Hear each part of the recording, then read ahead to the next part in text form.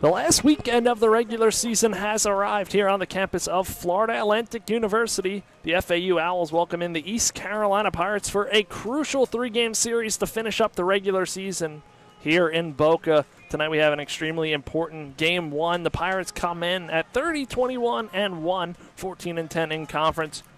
They've locked up a conference tournament spot for next week.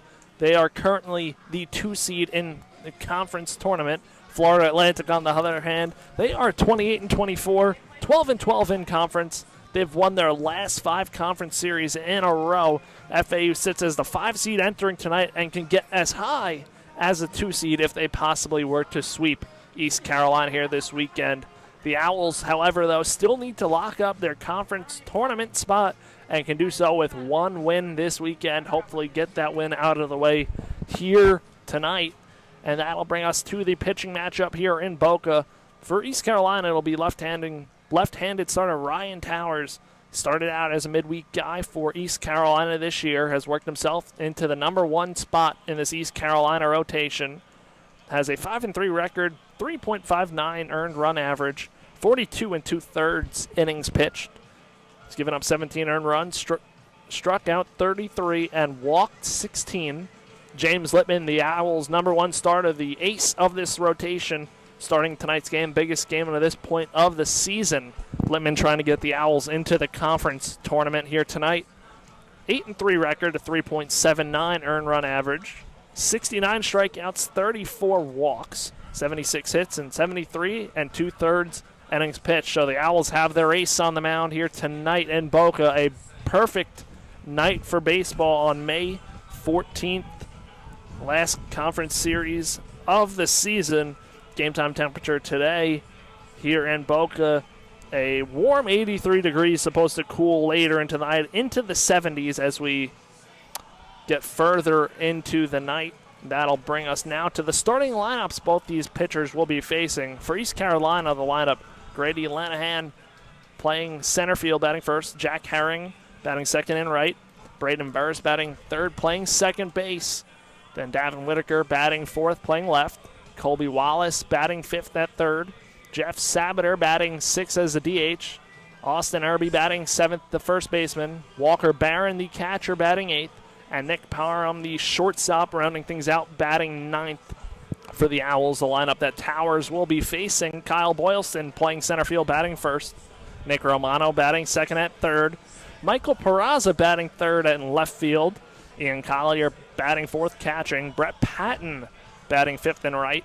John Martinez batting sixth and playing second base. Eli Small batting seventh as the designated hitter. Batting eighth, Patrick Ward, the first baseman. And rounding things out, batting ninth, the shortstop, Brando LaRue. James Littman on the mound again for FAU. And the headliner today, Marshall Lipsy, is out of the lineup tonight. Got hurt on a slide into second base earlier last weekend, and he'll be out today. He's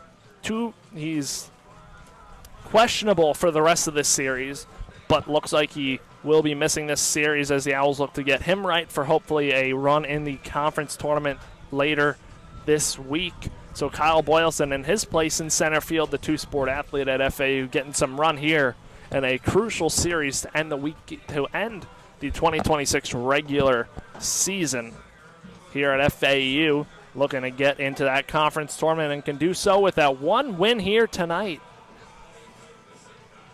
That'll do it for the pregame show. When we get back, it's first pitch from Boca Raton, approximately 6:30 p.m. Senior weekend here at FAU. FAU honoring some seniors, so we will touch on those seniors throughout the night here in Boca Raton. FAU has 8 seniors on the team, and these 8 players have done a lot for FAU over the course of their years here. So when we get back on FAUL Radio, it's first pitch from Boca Raton, Florida. On the mound, James Littman will be throwing that first pitch.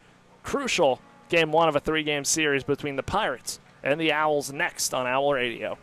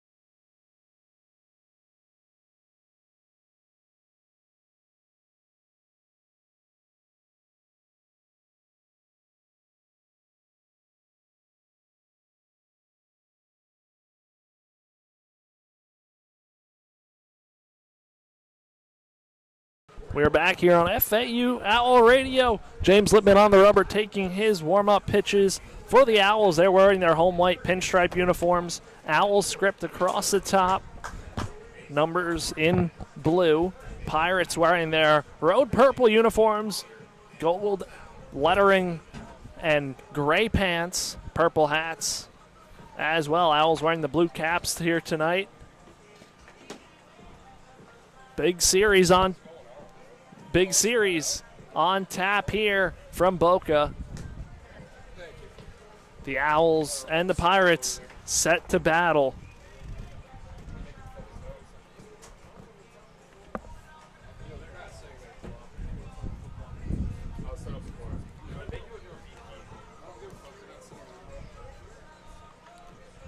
Pirates ready to go here. The defensive alignment for the Owls, from left to right, it's Peraza, Boylston, and Patton. From third to first, it's Romano, LaRue, Martinez, and Ward. Catching James Lippman is Ian Collier. The lineup starts with Grady Lanahan, the freshman. Will step up to the box, hitting .296, the center fielder for the Pirates. Has 7 home runs this season, as well as 40 runs batted in and 142 at-bats.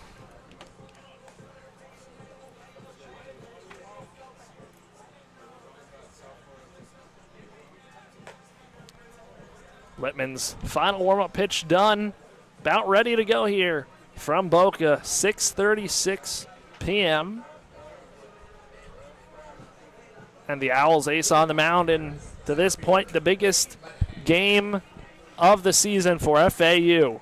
East Carolina also in a big spot, trying to lock down the 2 seed this weekend in the conference tournament. Righty-righty matchup, Lippman on the rubber. Where's Lanahan? First pitch, breaking ball, swung on and missed, strike 1. Lanahan dislocated his shoulder, then came back the next game and broke his nose. So tough time for him. Wears a mask around his helmet, and it's an 0-2 count. Cuts and misses at that pitch.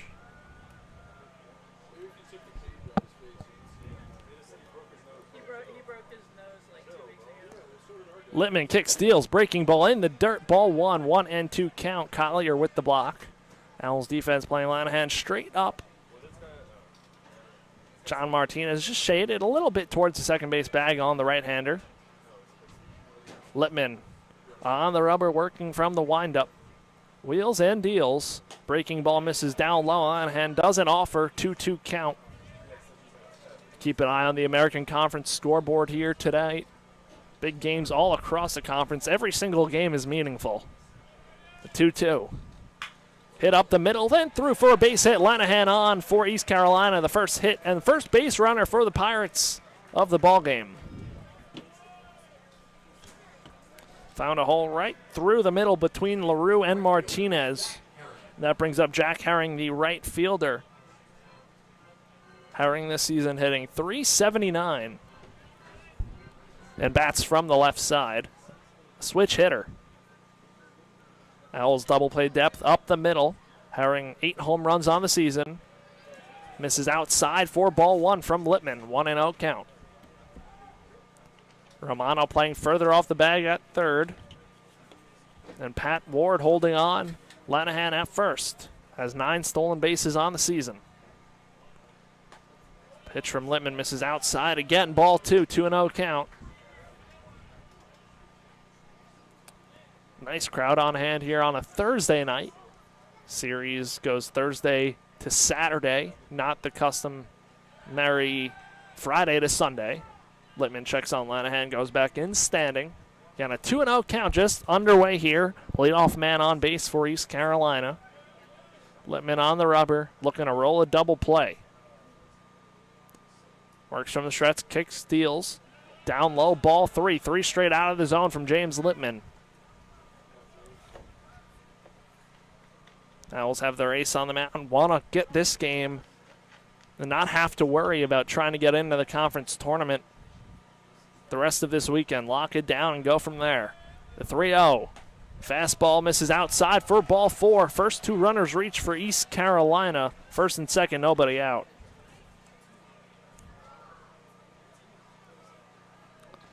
That's 4 straight out of the zone from Littman after the leadoff single. And that brings up Braden Burris, the second baseman. Burris hitting .338 this season. 3 home runs, 26 runs batted in for the sophomore. Now the Owls will bring the corners in. Middle infield playing back, looking for the double play. Watching the bunt now as Burris squares, bunts foul in the box. East Carolina looking to get down the bunt from the 3-hole man. That makes Atlanta very deep when everybody can bunt, and bunting from the 3-hole. So an 0-1 count after the foul bunt. Burris in the box, righty matchup, squares again, bunts foul down the third baseline. And an 0-2 count now. That'll take the bunt out of the picture from Burris. Owls will look for the double play. Lanahan on second, Herring on first. And the second baseman, Burris, in the box. Pat Ward and Nick Romano back up. Now they come into charge in case of the bunt. That one's hit foul over the right side, out of play onto the berm. Burris staying alive. Over around first and second base, covered by a little bit of shade. Right field as well, where Brett Patton is standing. The whole rest of the field, the left side, covered in sun. Ward charges in the 0-2 count. Fastball upstairs, 1-2.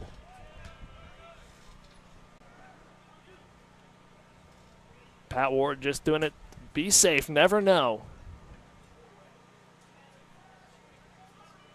Burris squaring 1-2. Ward charges onto the grass. The pitch pulls back. Hit into the glove of the diving LaRue. Throws to second in time for the out. That's saved. An RBI knock from Burris. So it's runners on the corners, 1 out. And Herring cut down advance, trying to get to second base. And that's a big out for the Owls. Big play from Brando LaRue to save a run from coming in, and the start of a big inning from East Carolina. So 1 out, can get out of it with a double play. That brings up Whitaker, the left fielder, hitting .335, 8 home runs, 39 runs batted in. Cuts and misses at a changeup for strike one, 0-1 count. On third is Lanahan advancing on the ground out. First base is Braden Burris. Got robbed of the RBI knock. Littman kicks, deals. Pitches upstairs for ball 1, a 1-1 count. LaRue Martinez up the middle looking for that double play. Beautiful night for baseball in Boca. Littman winds, deals. Pitch, slow chopper. Romano ranging over, slides, throws to first from his knee, and gets the out. Run comes in. East Carolina will take that. FAU will also take that, as that limits a big inning close to being an infield hit. And there are 2 gone, 1 run in for the Pirates. So Lanahan in to score. Burris to second. And Whitaker cut down at first. Now that brings up Colby Wallace, the junior third baseman. Cuts and misses out a breaking ball way outside for strike one. Hitting .304 this season, only 1 home run in 194 at-bats. Runner in scoring position as East Carolina looks to build on the early 1-0 lead. Littman kick steals a breaking ball blocked in the dirt by Collier. Good stop, keeping Burris over at second. John Martinez playing up the middle, second baseman. Big hole on the right side against the right-handed hitting Wallace. Littman looks at Burris over at second, deals the breaking ball, strike 2. Now looking for the put-away pitch. Burris has some speed over on second. 10 stolen bases this year. He'll be off on contact with 2 outs. Littman's 1-2. Breaking ball, cut on and miss. Strike three. Littman out of the inning. One run in on one hit. One man left on base. We're going to head to the bottom half of the first inning. It's 1-0 East Carolina here in Boca.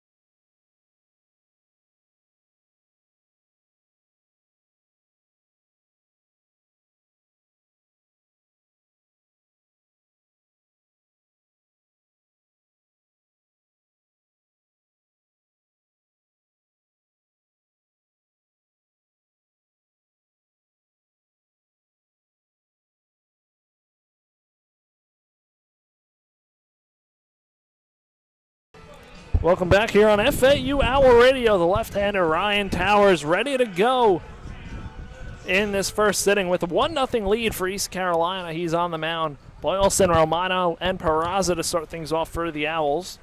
And again, no Marshall Lipsy today, out with an injury. To be determined for the rest of this series. We'll see if FAU uses him at all. He's questionable. But it'll be Boylston against the lefty Towers. Start things off in the Owls half of the game. Towers kicks, deals his first pitch. Boylston looks at strike one, almost goes around on it. 0-1 count the fastball. Fastball tops out about 90 miles an hour for Towers. Good changeup. 12-6 curveball as well that doesn't really go too soon. A two-pitch pitcher, essentially, as a starter, as that pitch misses down in the dirt for ball one on Kyle Boylston. Boylston this season hitting .293, 3 home runs, and 18 runs batted in. Third baseman Wallace playing on the edge of the grass as Boylston cuts and misses at the changeup, 1-2. The changeup, the go-to pitch from Towers. He sports a 3.59 earned run average and 42 2/3 innings pitched this year. Boylston skies that one out to right center field. Ranging over is the center fielder Lanahan to the gap and makes the catch for the first out of the bottom of the first inning. FAU going to have to come to play with the offense today. Bring up Nick Romano, one of the better bats in this FAU lineup, the veteran third baseman for FAU. We'll dig in from the right side, the switch hitting third baseman. Getting his first at-bat against the lefty Towers. Towers wheels and deals. Romano takes a fastball outside for ball one. Ryan Towers this season, his best start came at Memphis on May 1st when he went 7 innings, 10 strikeouts, a dominant performance from the left-hander. Towers kicks, deals the 1-0, misses inside on Romano, 2-0 count. Towers last time out against Rice on the 8th, went 6 innings, 6 hits, 2 earned runs, and struck out 4. So Towers down here 2-0 to Romano. Romano takes 4, strike 1. Michael Peraza waits on deck.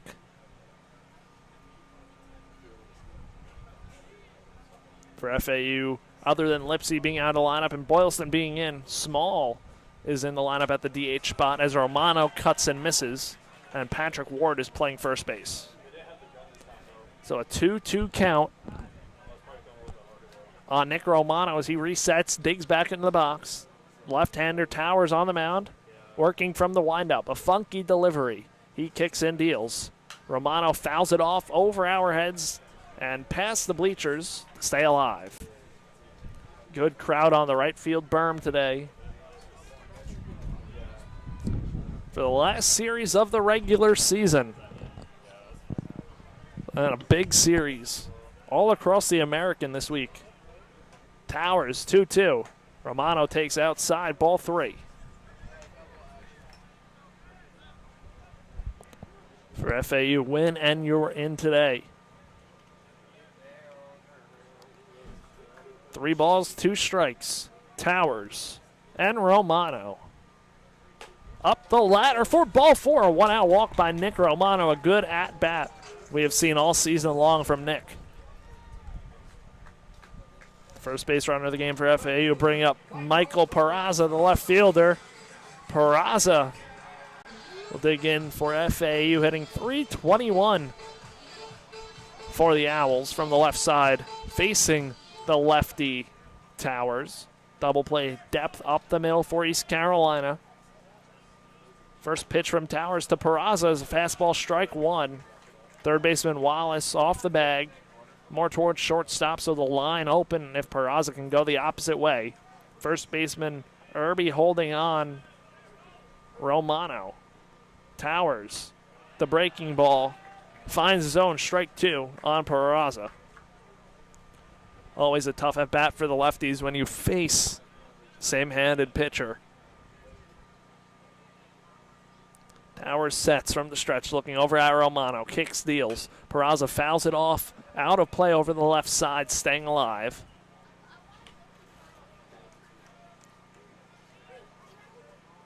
Game 2 tomorrow night at 6:30 as well.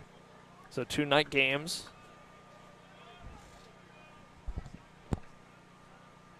The pitch from Towers. Hit on the ground and through on the right side. A base hit for Peraza. Romano will stop at second. That's a base hit for FAU. They've got 2 on. Now Ian Collier, the big power threat for FAU, coming up to the plate. The backstop for Florida Atlantic. .312 batting average and 8 home runs for FAU. That leads the team. 27 runs batted in, 43 hits. And Collier digs in against the lefty Towers. Towers kick steals. Collier pops that one over the right side, getting out of play onto the berm for strike 1. Irby gave it a little run over and now heads back to first. Peraza on first, the big lead, nobody holding him. Romano being held by the second baseman Burris, who's playing right behind the bag, just to the left side of the infield. Pitch from Towers is cut on and missed by Collier, strike 2. Romano, only 1 stolen base this year. Peraza has 3 of them. So not a ton of speed on the bases for FAU, so Collier would really have to hit one in the gap to bring in a run. Down in the count, 0-2. Foul tipped off the mitt of the catcher, Walker Barron. Collier gets the second life. In an 0-2 count, only the first inning, East Carolina leading 1-0 here on Owl Radio. The 0-2 pitch. Collier spoils that one, foul over the right side towards the basketball courts. Hits a palm tree. Staying alive. Some darker clouds out towards left field. Never know with the Florida weather this time of year, but I think we're in the clear. 0-2, lefty-righty matchup. Towers versus Collier. Swung on and missed by Collier. Strike 3. He's down, and there are 2 gone, bringing up the right fielder, Brett Patton. So a big out there by Ryan Towers, trying to settle down this inning as Romano on second and Peraza is on first. Now Brett Patton comes to bat. Patton, I think 285 on the year. Lefty-lefty matchup. Owls have lots of lefties. That one fouled off for strike 1.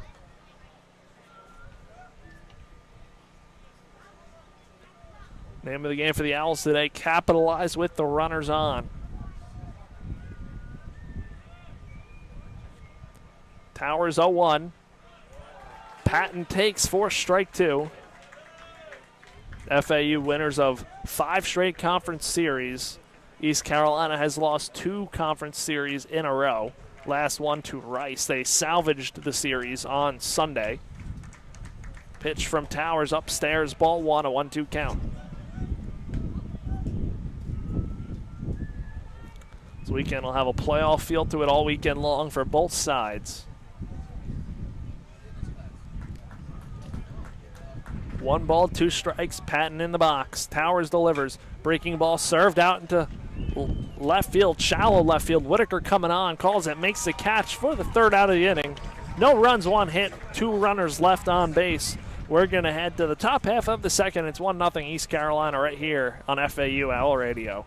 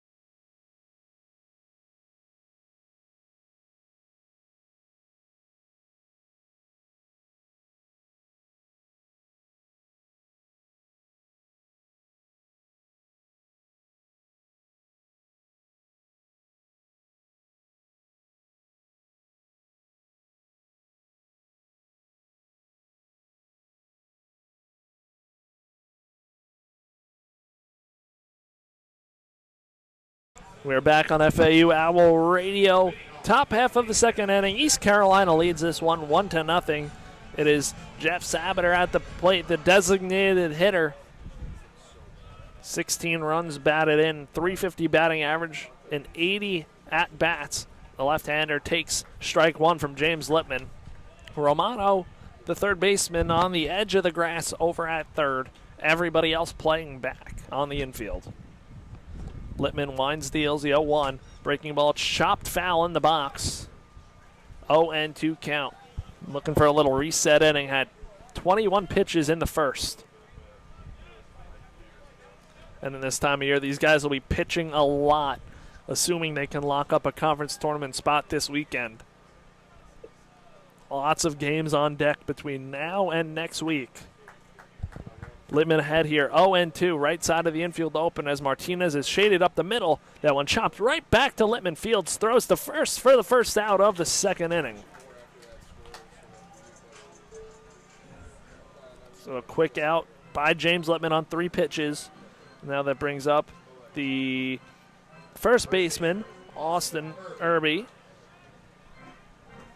Irby hitting 244 and 176 at-bats. Bats from the left side against Littman.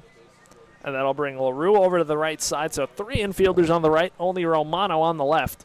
First pitch breaking ball misses down low on Irby. Ball 1. Lights on here at the stadium.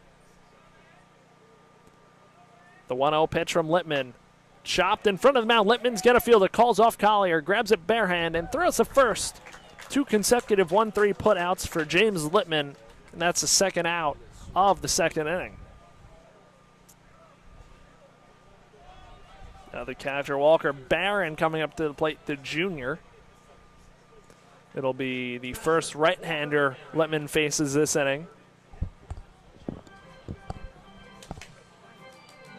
So Littman looking for an easy inning. Can get one more out. First pitch to Barron is in there for strike 1, a fastball. Defense plays Barron straight up on the infield as well as the outfield.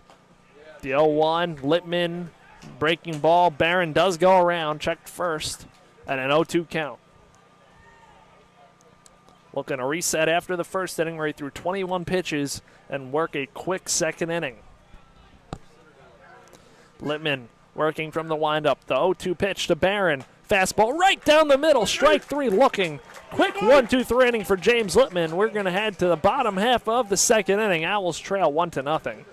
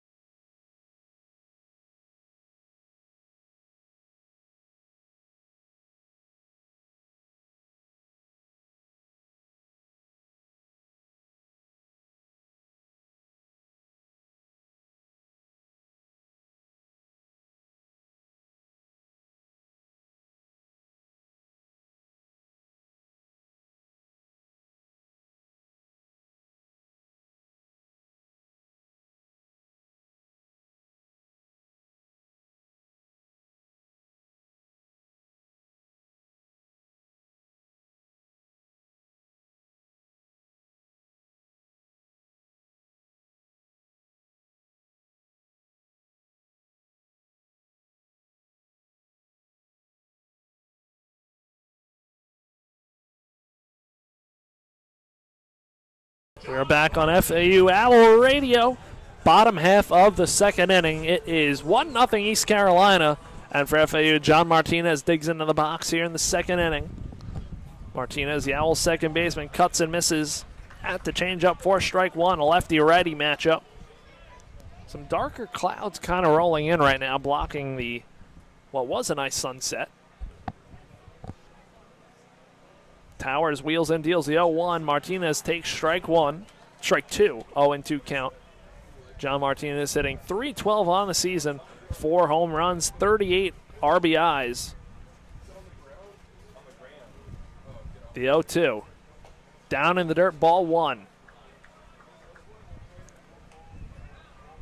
Martinez looking to stay alive and start this inning on the right note for FAU, trailing by 1.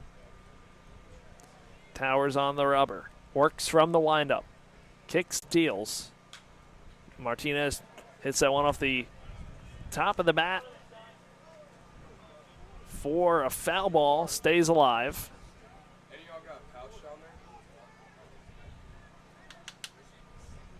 So 1 ball, 2 strike.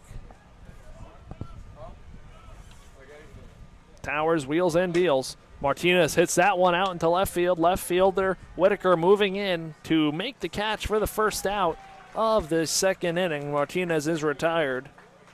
And that brings up Eli Small, the designated hitter in tonight's game. Eli Small plays first and DHs, but today DHing as Patrick Ward plays first base.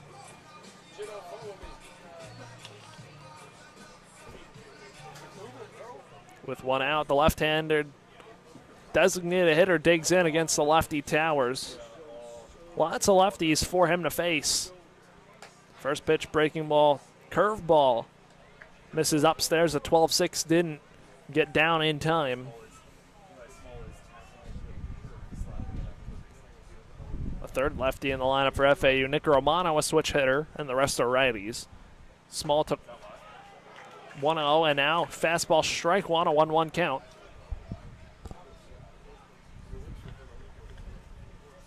So 1 ball, 1 strike here in the second. Towers kicks, deals, that pitch is way upstairs, ball 2.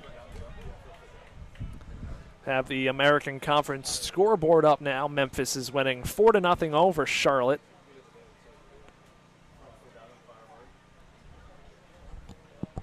Two balls, 1 strike. Pitch down low for ball 3. Good eye from Eli Small. Trying to get on here with 1 out. Martinez was the first out by way of a fly out to left. Towers looking to not lose Small right here as Small fouls the pitch off over the left side out of play into the bleachers. Rarely see it catch the bleachers. So a 3-2 count on Eli Small, the 7-hole hitter in this FAU lineup. Eli Small hitting .247. His 3-2 is upstairs. Easy take from Eli Small. He's on with a 1-out walk. Now that'll bring up the first baseman, Pat Ward. Ward coming up for FAU. First baseman today, utility player for FAU. More so last year. This year he's been playing a lot of first base. But Patrick Ward, we've seen him play anywhere from the corner outfield spots to all of the infield spots. The Swiss Army knife for FAU. With Eli Small leading on first. The right-hander takes a big 12-6 breaking ball for ball 1 upstairs.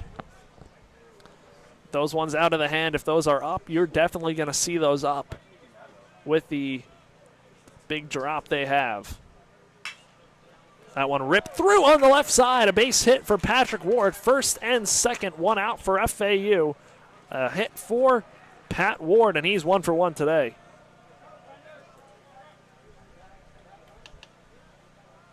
Now the 9-hole hitter, Brando LaRue, coming up to the plate.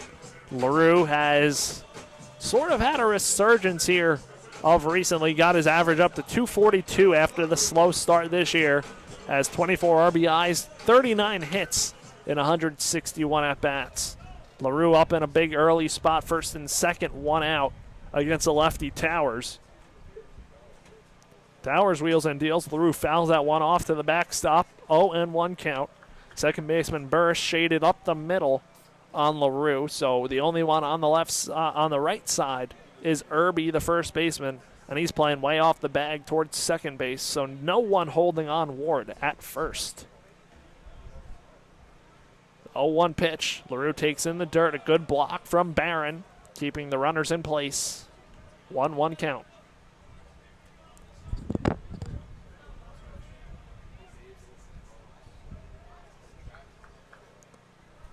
One ball, 1 strike on Brando LaRue, the 9-hole hitter for FAU. Towers delivers, and LaRue chases the changeup down low for strike 2, a 1-2 count. Good pitch from Towers, getting LaRue to chase. They'll have to shorten up and be productive with 2 strikes and 2 runners on. Trying to turn it over to the top of the lineup. Towers checks on the first baseman on Irby over at first. Ward dives back in. The ball trickles away from Irby, hits off his glove, and Eli Small advances to third. The Owls catch a break as Pat Ward would have been dead to rights over at first had that ball been caught. Looked like it was on the bag. Irby was playing off the bag and snuck back in behind him. So runners on the corners, one out. Now the Owls got to get this run in. That slow chopper is foul. LaRue stays alive over the left side. Got to make sure you get a ball in play here. LaRue would be tough to turn two on with his speed. Pat Ward over at first. No stolen bases this year. And Eli Small on third. Runners on the corners, one out. The 1-2. Upstairs for ball two on LaRue. East Carolina dugout doesn't like that, but LaRue, a shorter player for FAU.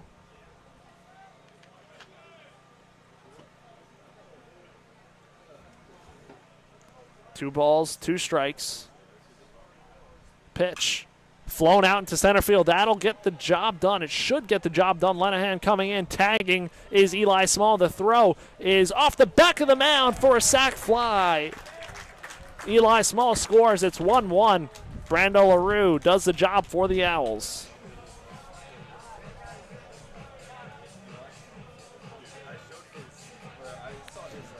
1-1 ball game. Patrick Ward stays at first, and that turns it over to the top of the lineup, and Kyle Boylston. Boylston today 0 for 1 with the fly out to right.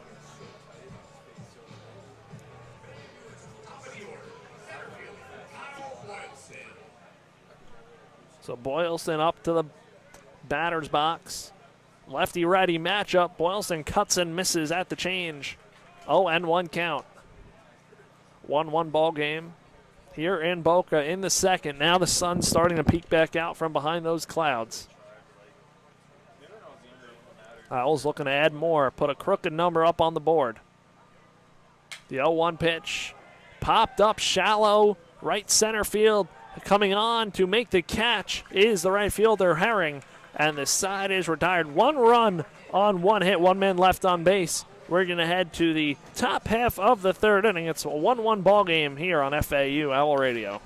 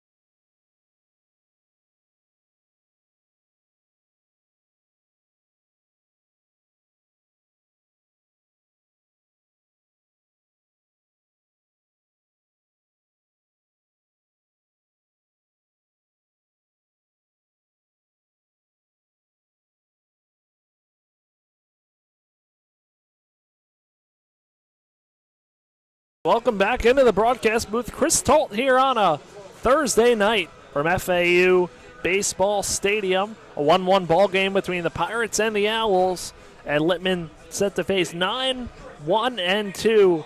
And the East Carolina lineup starting with Nick Parham, the shortstop for the Pirates. So he takes down low for ball one. 1-0 count. Littman kicks and deals. Parham swings and misses over the changeup strike. 1-1 count. Parham this year hitting 180, only 11 hits, 61 at-bats. Does have 2 homers. Batting from the 9-hole. Against the righty, Littman takes strike 2, a 1-2 count. Shift on Parham has LaRue up the middle to the left of the second base bag.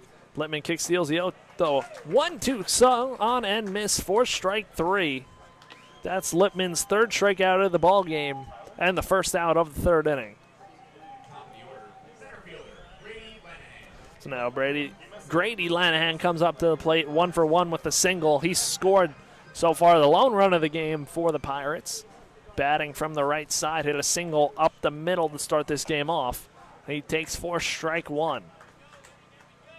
Littman looking to find that groove that he had in the second inning, a quick inning after the 20-plus pitch first inning. Littman kick steals the 0-1, breaking ball. Lanahan swings and misses outside of the zone, 0-2 count. Really looking to take command and stay in a groove that he found in the second. Littman on the rubber. Long pause. Kicks and deals the 0-2. Way outside in the dirt, ball 1. Still checking the scores across the American Conference throughout the night. Memphis still leads 4-0. Pitch flown out into left center field. That one looking like it's going to get down, and one hops the wall, over the wall for a ground rule double off the bat of Grady Lanahan. His second hit of the ball game. He's 2 for 2. Seeing the ball well off of James Littman. Now that brings up Jack Herring, the right fielder. Walked in his first at-bat. Herring bats from the left side. That was a 2-strike double from Lanahan after he was fooled off the breaking ball. Took a big swing and a miss at a pitch way out of the zone and then adjusted and hit that double. First pitch to Herring. Misses for ball 1. Changeup. On the strikeout that ended the second inning, Littman got up to 95 miles an hour on the fastball. Now facing Herring as the lineup turns through to its second time. Littman kick steals, breaking ball dropped in there for strike 1, evening up the count at 1-1.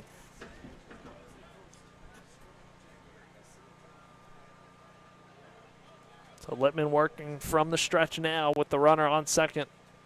Lanahan again has speed. Fastball cut on and missed, strike 2 on Herring. Now look for the put-away pitch. Try and keep Lanahan right where he is. Senior Jack Herring in the box. Again, walked in his first time up in the first inning. Littman winds, deals. Pitch spoiled towards the parking lot. Herring stays alive. The right fielder for East Carolina tonight, Jack Herring. Putting together a very, very good season. 1 RBI away from 50. Littman's pitch upstairs, fastball, ball 2, a 2-2 count. An easy take from Herring. The semester done here at FAU, so not many students on hand. 2 balls, 2 strikes. Littman delivers. Breaking ball at the feet of Herring for ball 3. Now in danger of losing him and putting runners on first and second. See what Littman goes to in the 3-2. Littman looking in for the signs from Collier. Comes set. The pitch, breaking ball, misses around the zone for ball 4. Herring on the bases. That's his second walk of the ball game. First and second, 1 out for East Carolina. And now Braden Burris coming up to the plate. He was robbed of a base hit by Brando LaRue, who made a nice diving grab in the first. So now Burris 0 for 1. Runners on first and second, and 1 out. Same situation for Burris as the first. It was first and second when he came up. Littman kick steals. Both runners go on the breaking ball. Hit to Romano, who fields it. Throws the first, only place he can go. Gets the out. Both runners advance. Romano didn't even have a chance at 2, but there are 2 gone in the third. 2 runners in scoring position for East Carolina with 2 outs. And Davin Whitaker coming up to the box. He grounded out to Romano in his first at-bat. Pitching coach Hunter Cooley will come out to the mound to talk to James Lippman ahead of this big spot with 2 outs. Want to make sure to get out of this inning.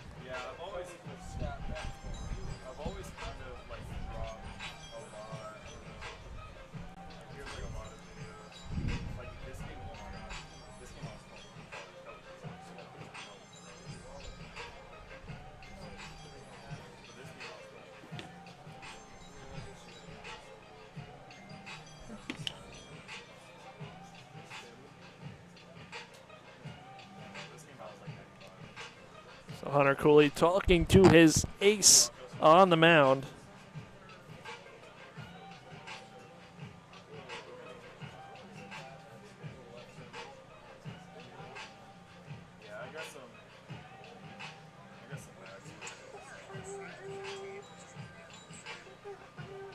Mound visit done by pitching coach Hunter Cooley.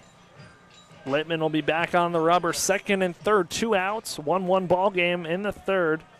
Whitaker 0 for 1 today. Righty-lefty matchup. Littman winds, deals the first pitch, breaking ball, cut on and miss for strike 1. Whitaker this season, 40 RBIs, 52 hits. Also has 8 home runs. Littman fires away. Low for ball 1. On deck is Colby Wallace if Whitaker can reach. Righty-lefty matchup.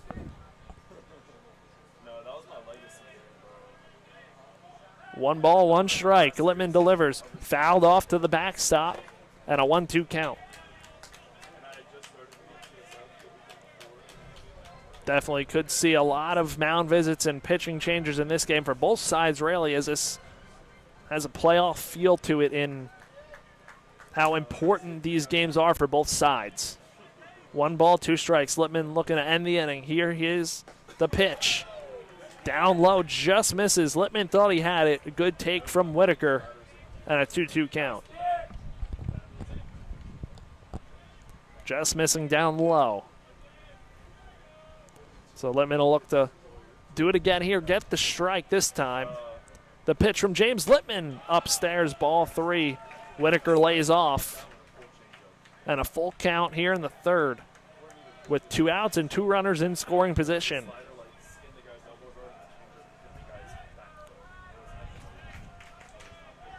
The Pirates chant from the Pirates fans here tonight. The payoff pitch from James Littman. Breaking ball hammered out to right field, and that one's going to be caught by Brett Patton towards the line. He makes a catch for the 3rd out of the inning. No runs, 1 hit, 2 men left on base. We're going to head to the bottom half of the 3rd inning. It's a 1-1 ball game between the Owls and the Pirates.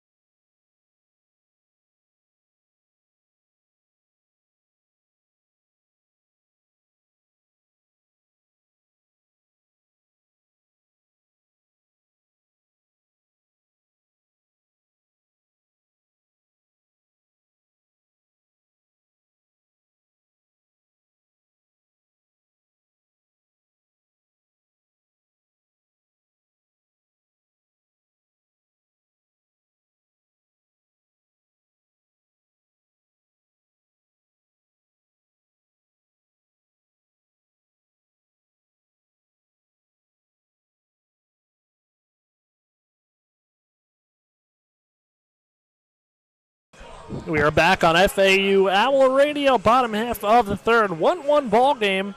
2-3-4 in the Owls lineup against Ryan Towers. Romano starting things off. Walked in his first at bat. Now coming up to the plate for the Owls, the switch hitter batting from the right side. The Owls' third baseman.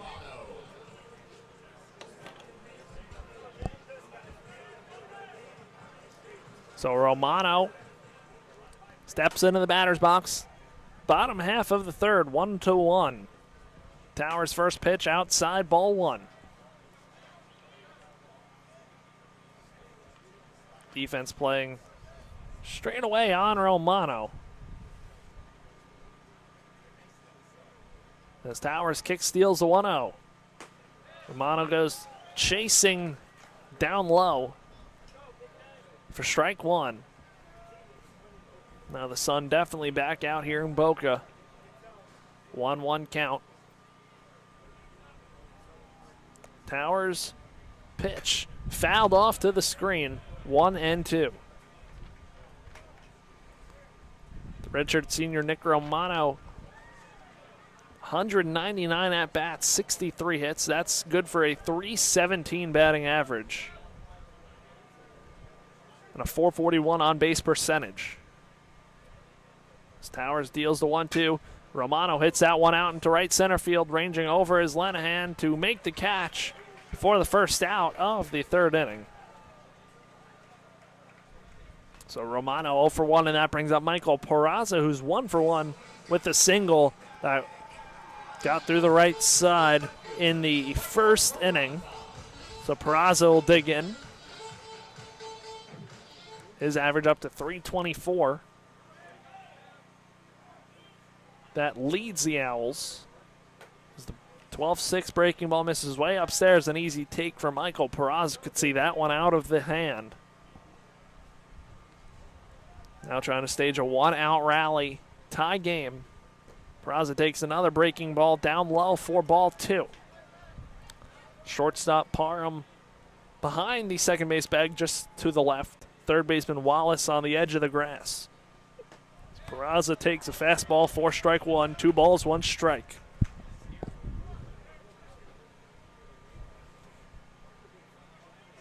UAB leads UTSA 2-0 in the second inning.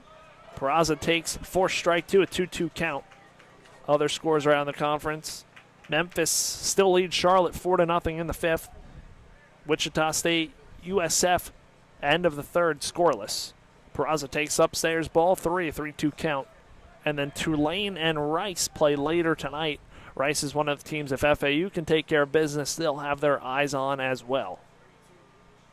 3-2, roped out into center field. Center fielder Lenahan going back to make the catch for the second out of the third inning.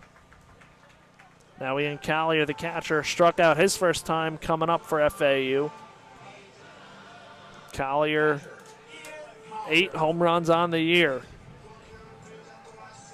We'll get into all the potential stuff as this game develops for both sides. Lots at stake for every team.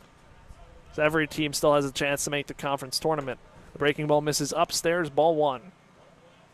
It's a very messy situation. 3 infielders on the left side against Collier. Only Irby on the right. The 1-0 pitch from Towers taken for strike one.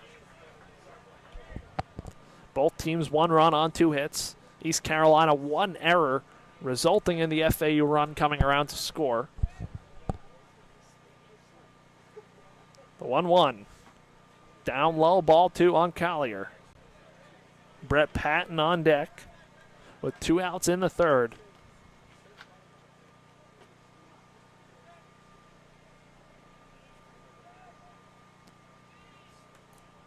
2-1 pitch. Upstairs, ball 3.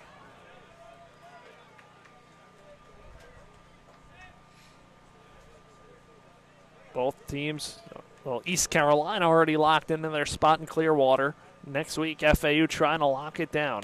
Collier takes upstairs once more for ball 4. That's a 2-out walk for Ian Collier and the first base runner of the third for the Owls. With 2 outs, that brings up Brett Patton, who will hit from the left side. Patton flew out to left in the first. It ended the first inning. So he's 0 for 1. Looking to get his first hit of the night and keep the line moving for FAU in a tie ball game. Lefty-lefty matchup. First pitch to Patton, down low, ball 1. No, that's 3 straight out of the zone for Towers. Patton looks to key in on a spot. 1-0. Fastball, strike 1, a 1-1 count.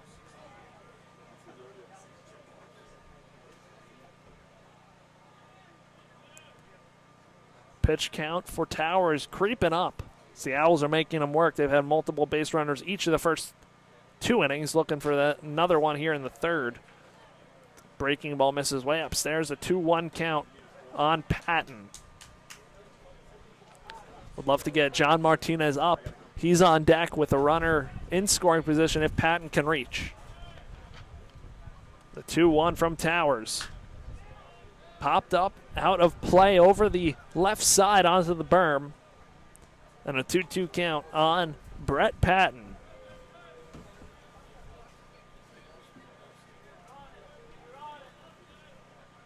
So 2 balls, 2 strikes, 2 outs, a runner on first, Ian Collier. And number 2, Brett Patton at the plate. Lots of 2s. Lefty-lefty matchup.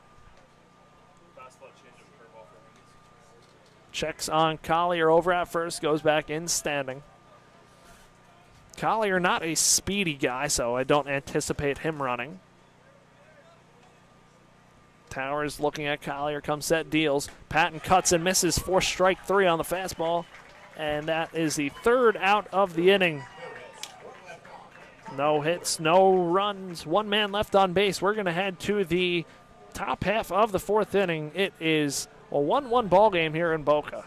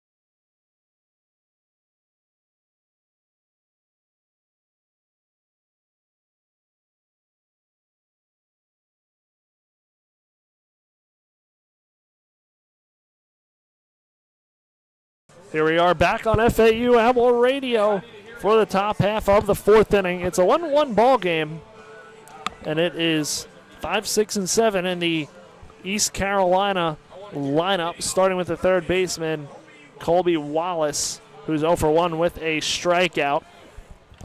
Righty-righty matchup. Wallace set to dig in, and the home plate umpire today, David Arrieta, clapping at the FAU relievers to hustle down in the bullpen. They were taking their sweet time getting out there, and Arrieta gives them a quick clap to get their attention and get them moving. First pitch of the 4th, the breaking ball to Wallace, taken for strike 1 by James Littman. See a player go down to the bullpen for East Carolina as that one's lined out into center field. The base hit off the bat of Colby Wallace. He got a good piece of that one first base runner on in the fourth for East Carolina. That's a leadoff single. Now Jeff Sabater, the designated hitter, comes up for the Pirates. Sabater grounded out right back to Littman in the second.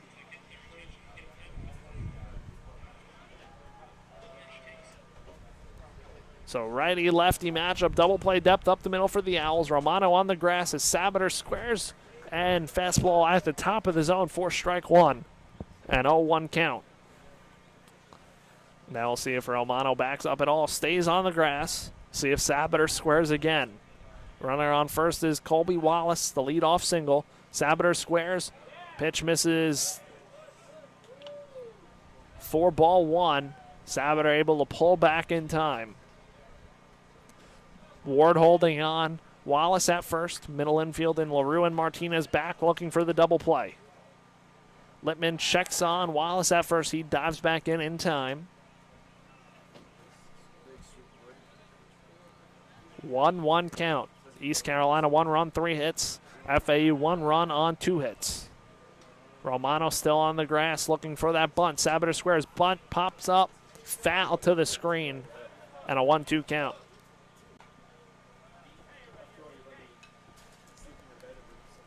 Should take the bunt away now, but we will get a little conference between Sabater and the third base coach for East Carolina.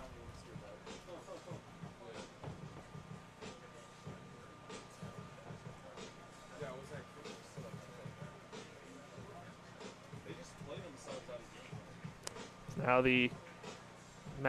the conference over at third is done. And a 1-2 count. We'll see what Sabater does. He's squaring right off the rip here in a 1-2 count. Pitch pulls back and fouls it off into the screen. A 1-2 count still for Jeff Sabater against James Littman.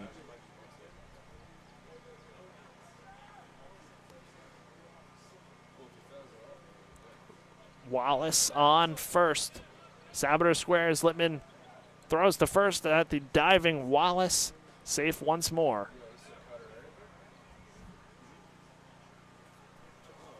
So 1-2 count. Nobody out. Romano still on the grass. Sabater squares. Pulls back. Pitch flown out into left field. That one's going to reach the berm. Sabater stays alive again.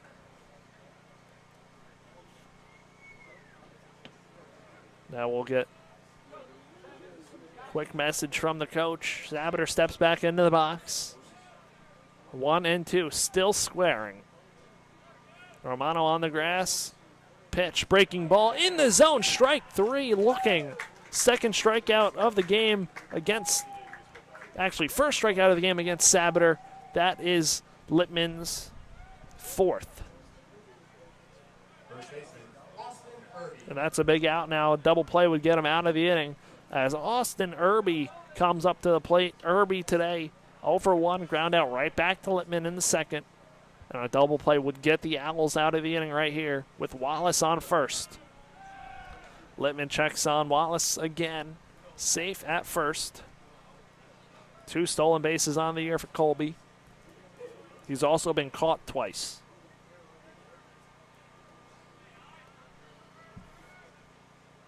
Irby in the box from the left side. Takes outside for ball one.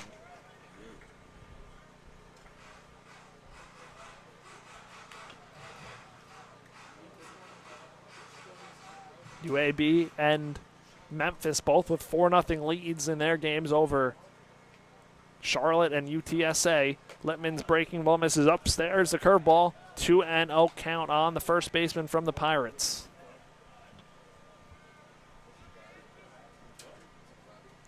So Littman a little reset. He steps back onto the rubber. Some action in the East Carolina bullpen. Littman kick steals. Fastball upstairs, ball 3, a 3-0 count on the 7-hole hitter, Irby. This is the part of the lineup where Littman found his groove in the second. Got Sabater for the first out after the leadoff single by Wallace in the inning. with 1 out and a 3-0 count, trying to not lose Austin Irby. Fastball finds zone, strike 1.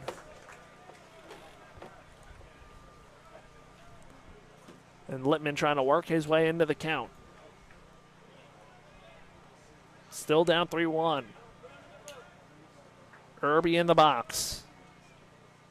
Littman kicks and deals. Fastball cut on and missed, strike 2 at 93 miles an hour. Now Littman looking to take command of this at-bat.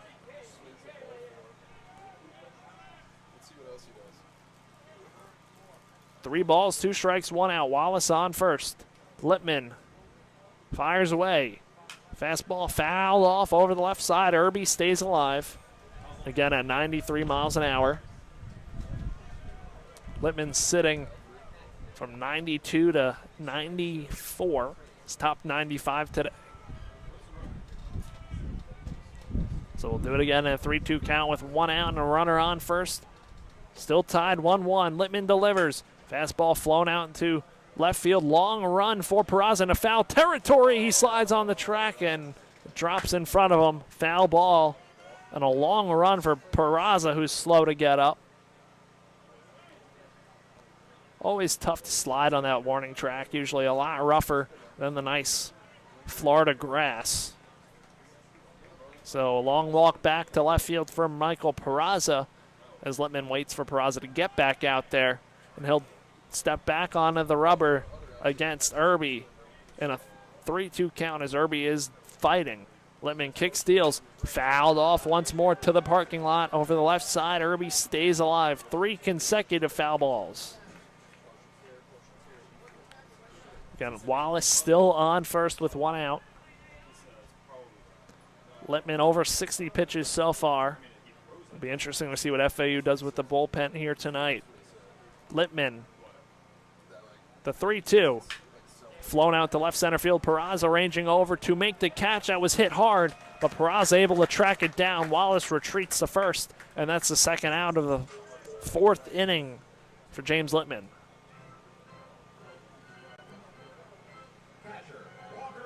Irby made him work. Nothing to hang your head on. Made Littman throw extra pitches in that at-bat.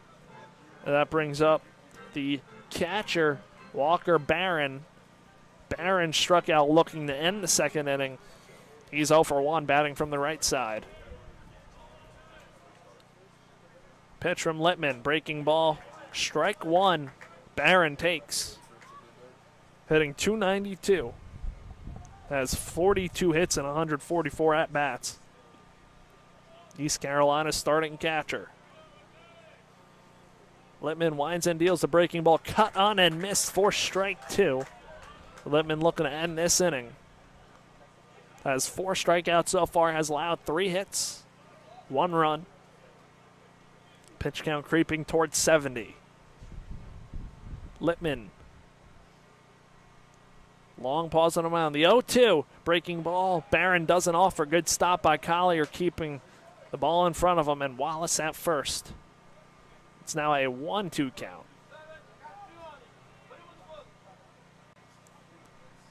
Just looking for that put-away pitch. Littman checks on Wallace once more, dives back in safely. He's thrown over there at least 4 times now. And Wallace hasn't moved, so again, don't think he's going. 2 stolen bases on the year. 1 ball, 2 strikes. Littman looking to get out of the 4th right here. Here's the pitch. Breaking ball, Barron able to hold up. Almost went and holds back in time. 2 balls, 2 strikes, 2 outs. Runner on first.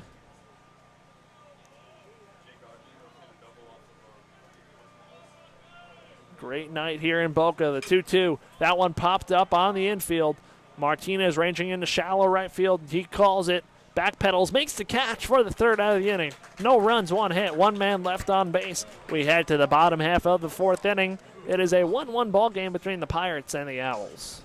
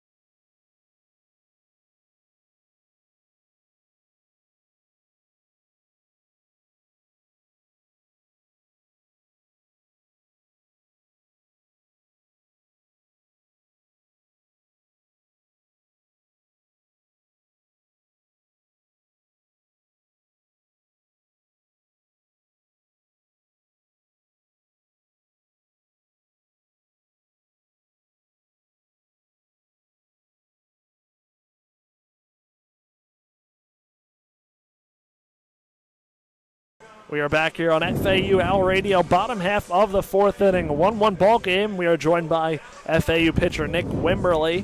Nick, welcome to the broadcast. Second time yes, sir, on the broadcast here tonight in the final series of the regular season. And want to get a quick little update. Where are you at on the rehab? Just started my short box week this week. I've thrown 2, and then next week I throw my bullpens. Everything's going well. Started throwing changeups and catch play. Arm's feeling good. That's good. Are you starting to feel strong again to where you could? Yeah, stepping on the mound the first day it felt a little weird, but yesterday I felt much more comfortable. First pitch from Towers is way upstairs to John Martinez. It's 6-7-8 in the Owls order. John Martinez 0 for 1 with a fly out to left. What have you seen from the what are your thoughts on the FAU bats so far here tonight? And really of recently, since you guys have really started to find your groove as a team. They're hot. We've had great run support on Fridays and Saturdays, which is why we're winning. We got this kid, their Friday guy. He's probably close to 80 pitches now, and he's just starting the fourth inning. The 1-1-2 Martinez is cut on and missed. There's that changeup for strike 2, a 1-2 count on Martinez. Owls and the Pirates here. Final regular season series of the season. Towers wheels and deals his 1-2. Martinez cuts and misses down low for strike 3, the first out of the fourth inning. Now, a lot at stake for you guys as a team this weekend with conference play and everything like that, trying to figure out getting into the conference tournament and seeding past that. And I understand you're not playing this year with the elbow, but how would you attack that with the mentality of having to at least get one of these games this weekend? Pretty much the same as every game. Small. Kind of go into it and, we're trying to win every game, as many as we can. Small flies that out to center field. That's the second out of the fourth inning. Brings up Patrick Ward, who's 1 for 1 with a single. And last year you guys were right in the thick of the conference, too. I believe you guys finished in fourth in the regular season. Like that. So it was a lot of close games. You guys finished last year with 15-12 in conference. Mm-hmm. How much do you think guys draw on that from last year, that experience of being right in the thick of the conference, to this year where you guys can get as high as the 2 seed in the conference tournament, or you guys, if you don't win a game this weekend, potentially could miss? Yeah, I mean, everyone loves the environment of conference tournaments, so that's kind of like the striving factor. Like, the guys that were here last year, we got bumped out in 2 games that were very winnable, and hopefully we can pull out just one win here so we can clinch a spot. I don't see us getting swept. Don't see it either. Hopefully it happens tonight where you guys get that win and you don't have to worry about getting that win the rest of the weekend. Towers, first pitch to Pat Ward upstairs. Ball 1. Patrick Ward hitting .293 on the season. Ahead here 1-0, trying to start a rally in the fourth. Takes a fastball for strike 1, a 1-1 count. You guys have a good amount of seniors this year, I believe 8 of them. Right. So a lot of guys that'll be moving forward into their careers or baseball careers, whatever it might be. What has it been like to be around some of those guys? Ward fouls it off, a 1-2 count. Obviously now your second year here at FAU, so your second year with a lot of those guys that are graduating. Yeah, they're all great guys. Pat's one of them. Pat's probably one of the best people to be around on the team. But they all bring energy and they all go about their business the right way. So 1-2 count. Ward trying to stay alive. Right side of the infield open with the second baseman Burris on the left side. Towers delivers. Fouled off into the screen. Ward stays alive. What is your favorite uniform the team has worn this year? To put you on the spot. I think my favorite is either the red top with the white pins. I like that combo, and the red top with the gray. We got gray pants with like low red stripes on the bottom. Those are my 2 favorite. I think we wear those on the road on Saturdays. Ward takes down low in the dirt. Ball 2, a 2-2 count here with 2 outs. Trying to get on the 8-hole man, and then 9-hole hitter Brando LaRue waits on deck for FAU. Towers kicks, deals. Ward foul tips it into the mitt of the catcher Walker Barron for the third out of the inning. That'll do it here. Thank you for your time, Nick. Yes, sir. All season long you've been up here for the broadcast, and we'll head to the top half of the fifth inning in a tie ball game here from Boca Raton. Yes, sir.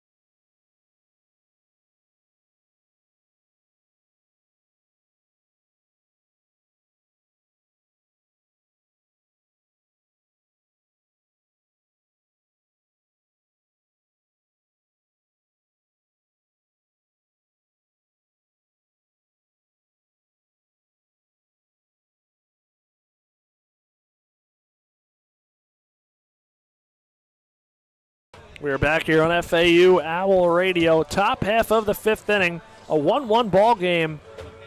It'll be 9-1-2, starting with the shortstop, Nick Parham. 0 for 1 with a strikeout. Takes first pitch for strike one. 0-1 count.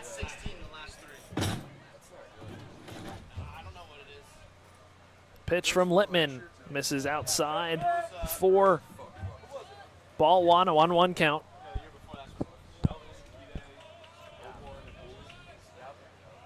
Littman looking to keep it right here. 73 pitches so far, swung on and missed, strike two. A 1-2 count on Parham, the 9-hole man. Parham again on the season hitting 177, smaller sample size and 62 at-bats, 11 hits. Down low, Parham lays off, a 2-2 count. Owls and Pirates, middle innings. Game one of the three-game series here in Boca. Littman kicks and deals a 2-2 breaking ball. Flown out to the right side, creeping towards foul territory is Patton, who calls it right on the line, makes the catch for the first out of the fifth inning. That turns it over to the top of the lineup. The third time through will start with Grady Lanahan, who's 2 for 2 with a single and a double.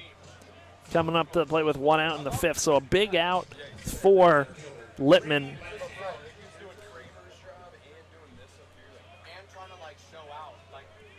Littman kick steals to the righty, who hits that one out to right field. That one's going to fall for a base hit. The third hit of the ball game for Lanahan today. He is on fire for East Carolina.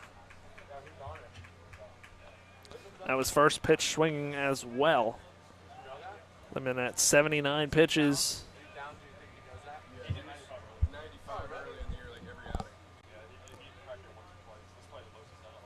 So Littman up at about 80. 79 to be exact. Jack Herring coming up. Walked twice. This is the part of the order that's gotten on a lot for East Carolina so far today. Herring in from the left side against Littman. Double play depth up the middle. Breaking ball in the dirt for ball one. A 1-0 count on Herring. Start to see how Coach McCormack manages the bullpen in this game, which is essentially a playoff game for FAU all weekend long. Littman checks on Lanahan, who goes back to first in time. 1-0. Righty-lefty. Fastball, strike one. 91 miles an hour by James Littman.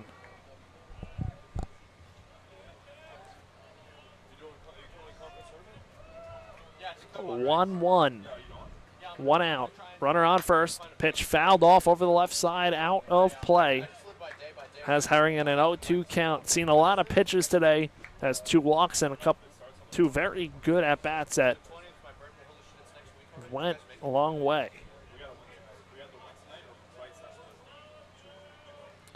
So 1-2. Littman checks on Lanahan, who goes back in standing.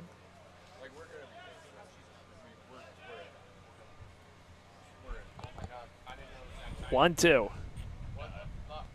Littman kicks, deals. Pitch outside, 4-2. Close pitch. Good leave by Herring.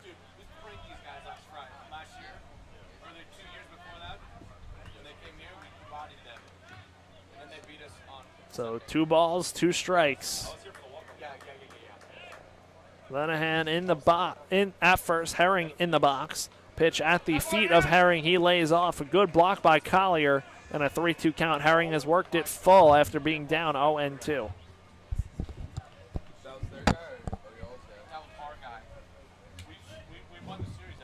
So 3 balls, 2 strikes, 1 out. Littman fires away.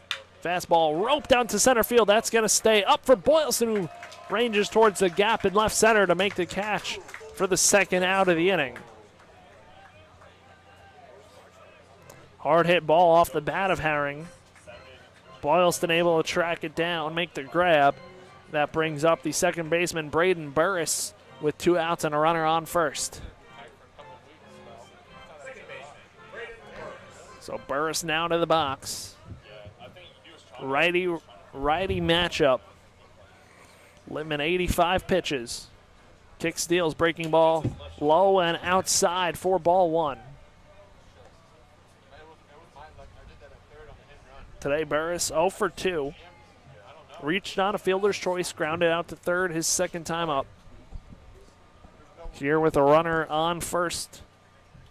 East Carolina has 4 hits to the Owls, 2, but both 1 run apiece. Fastball finds the outside part of the zone, 4-1 at 92 miles an hour.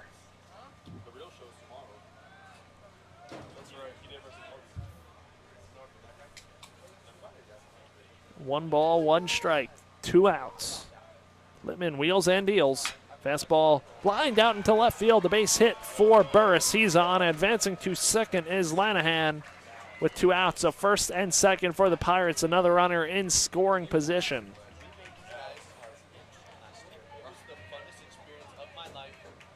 For East Carolina, they're keeping on building that pitch count of James Littman, who's now up towards at 88 pitches. So Littman could be nearing the end of his line tonight. If he gets out of this inning in a few pitches, we'll see if he could come back out for another. But Davin Whitaker, who comes up, is 0 for 2, flew out to right his last time up, takes inside for ball 1. Davin Whitaker in a big spot for the Pirates. 5th inning, 1-1 ball game. Essentially playoff baseball here all weekend long. Littman wheels, deals, the breaking ball fouled off towards the FAU dugout, a 1-1 count. No sun problems now tonight. Sun setting in Boca behind us. Righty-lefty matchup. Littman working from the stretch. Kicks and deals. In the dirt. Good block by Collier. 2-1 count.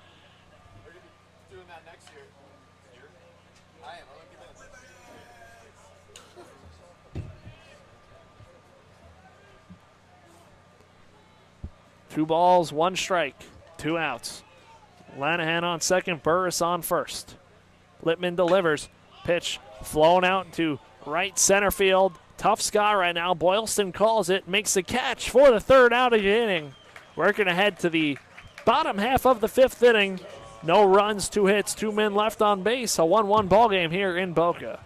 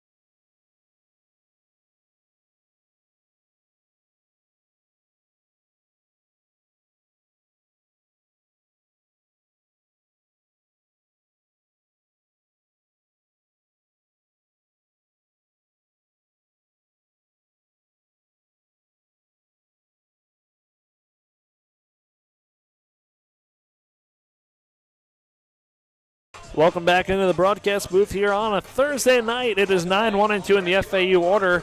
Tie ball game 1-1. Ryan Towers on for his fifth inning of work with 76 pitches. And LaRue in the box. Takes outside, ball one.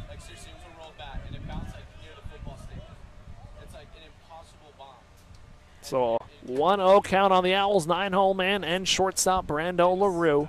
Towers wheels and deals. LaRue chases, changeup down low for strike one. Give an update after this at bat on the scores around the conference. 1 ball, 1 strike. Lefty-righty matchup. Foul tipped off the mitt of Barron to the backstop. A 1-2 count. LaRue now has to go into protect mode. Drove in the lone FAU run today with a sac fly in the second that tied the game out to center field. Towers wheels and deals. Down low in the dirt, ball 2. 2 balls, 2 strikes. This is the last game on Owl Radio for the season for FAU baseball, for FAU sports in general.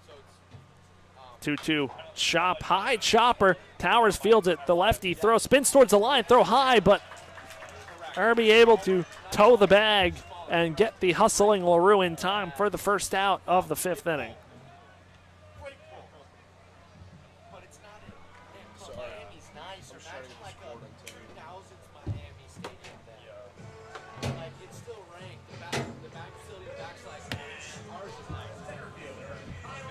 So now that'll turn it over to the top of the lineup for FAU, and that's Kyle Boylston. 0 for 2, 2 flyouts, both to right.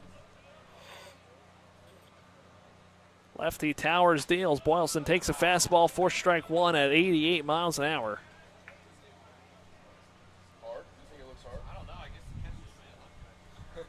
So an 0-1 count. Towers wheels and deals. Pitch, fastball, strike 2. Boylston tried to move out of the way. That one at 89 miles an hour from the left-hander. 83 pitches so far from the left-hander. Lots of fidgeting in that windup. See kicks and deals. Boylston hits that one out into left center field. Ranging over is the left fielder, Whitaker, to make the catch. Before the second out of the inning, Boylston hit it hard. There are 2 gone in the 5th. So 3 flyouts for Boylston. He's 0 for 3. And Nick Romano coming up to the box. He's 0 for 1 with a walk and a flyout. Flew out to center in his last at-bat. Romano hits from the right side. See how much further Towers goes in this one. 84 pitches so far. See kicks and deals to Owls third baseman upstairs, ball 1. Could be big for Romano to have a nice at-bat here, really extend Towers towards that 90 pitch mark. Try and get on with 2 outs.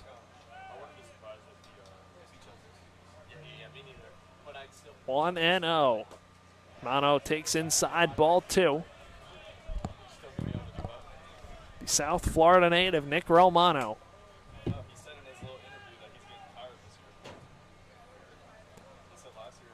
2 balls, no strikes. Towers deals. Romano takes strike 1 on the outside half of the plate. With nobody on here in the 5th and a 1-1 ball game. Sure, both bullpens will have short leashes if you do not have it. The 2-1. Romano fouls it off over the right side, out of play. A 2-2 count.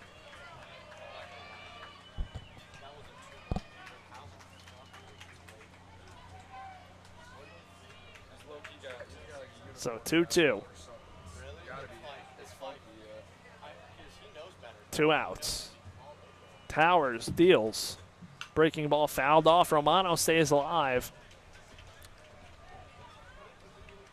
Trying to just extend this inning.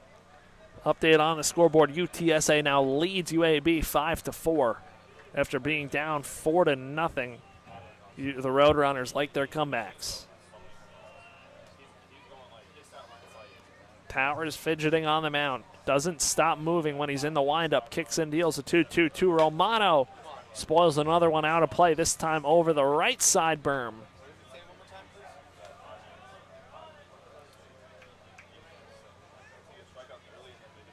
Owls and the Pirates. Last year, FAU swept East Carolina at East Carolina. It was a turning point in their season towards a 37-win campaign. 2-2, Romano battling, hits the leg, the front leg, and he's on with a 2-out hit by pitch in the 5th.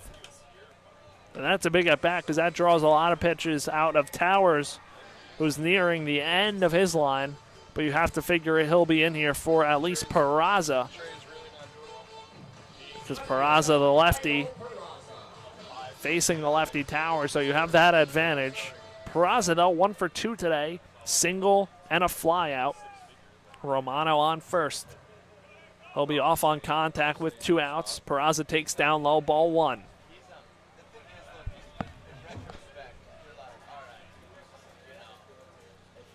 Owls looking to take a lead for the first time here tonight with the runner on first. And Peraza in the box. Peraza takes a fastball 4. Strike 1, a 1-1 count.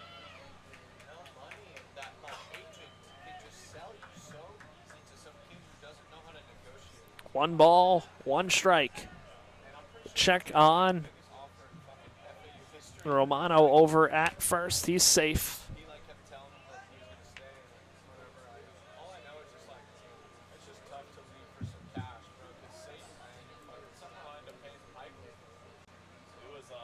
The 1-1. Breaking ball catches his own 4th strike. 2.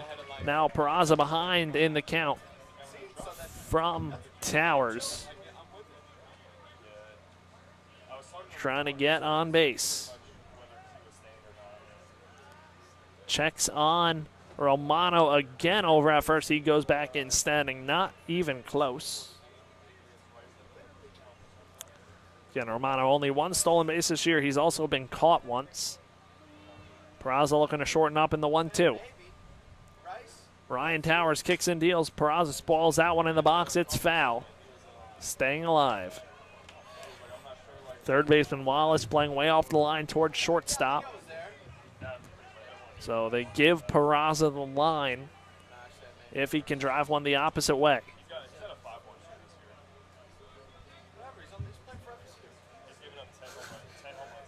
Towers.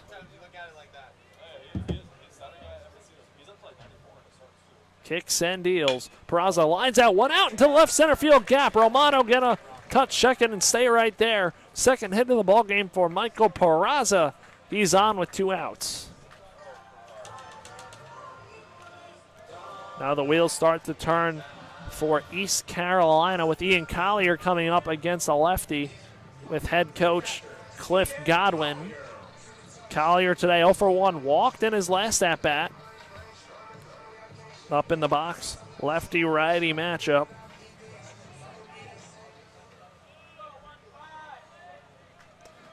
So Collier digs in, big spot, first and second, 2 outs, tie game. Down low, 4-1 by Towers. You would have to think they're trying to at least get him through Collier so Patton, a lefty, gets to face Towers again. We'll see with what happens in this at-bat. First and second, 2 outs. Romano on second. The 1-0 breaking ball misses outside. 2-0 count on the Owls catcher. Collier has that power, 8 home runs. That leads the Owls offense this season. Looking to get on and cash in. The 2-0.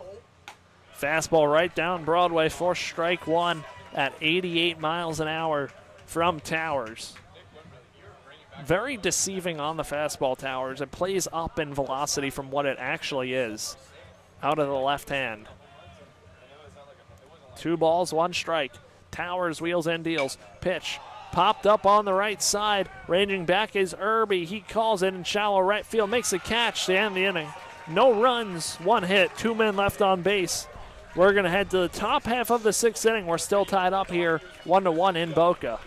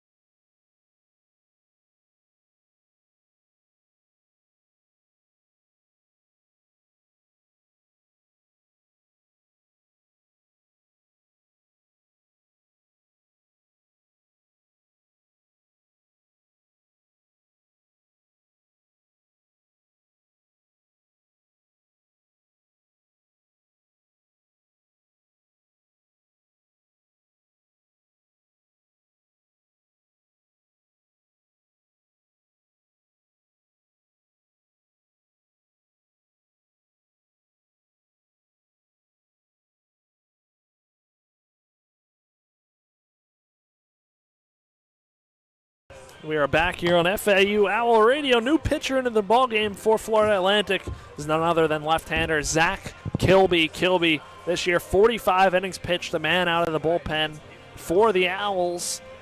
4 earned run average on the dot. Has given up 20 earned runs, 47 strikeouts to 6 walks, so very rarely gives up the free pass. And it'll be 5, 6, and 7 in the order for East Carolina.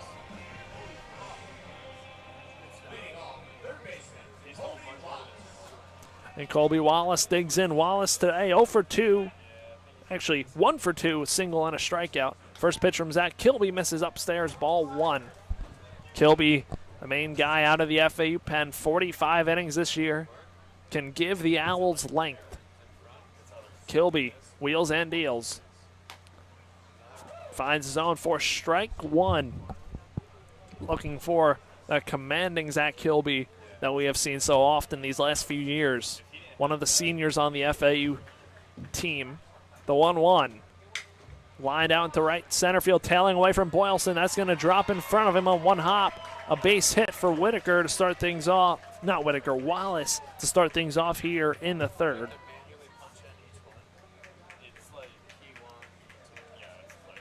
That is the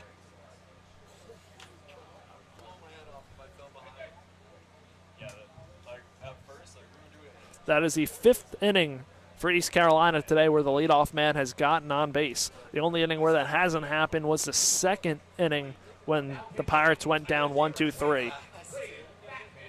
Braden Backman pinch hitting for Sabater.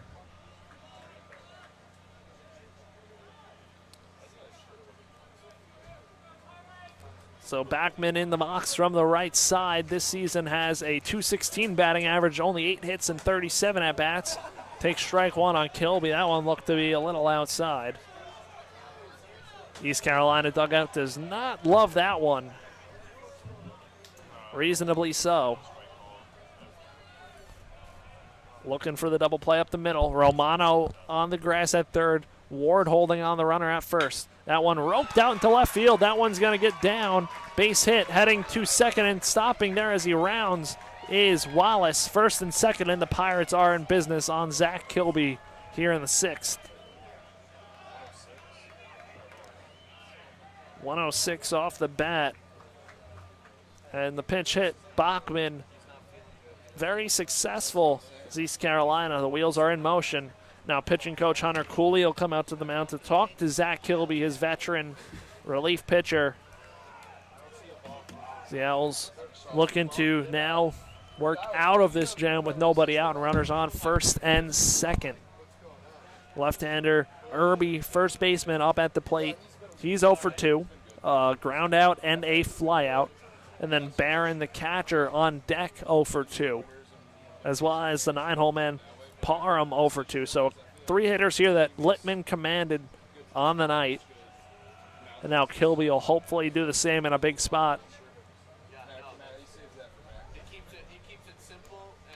Mound visit done from pitching coach Hunter Cooley.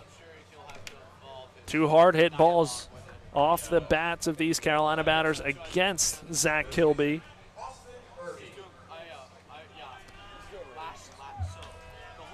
Lefty-lefty matchup. See if they attempt to bunt here. Irby has not squared yet. Kilby kicks and deals. Irby squares the inside move, so Irby shows bunt.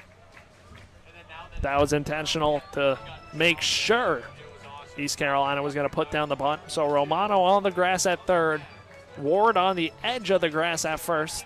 And LaRue and Martinez back looking for that double play. Lefty-lefty. Kilby winds and deals. Irby squares. Pitch in there for a strike. Irby pulled back. Thought it was a ball. And a 0-1 count.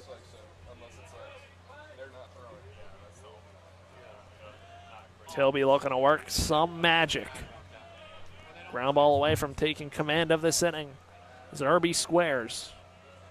Kilby kicks, deals. Pitch laid right down in front of the box. Collier fields it, checks the runners at 2nd and 3rd as they advance.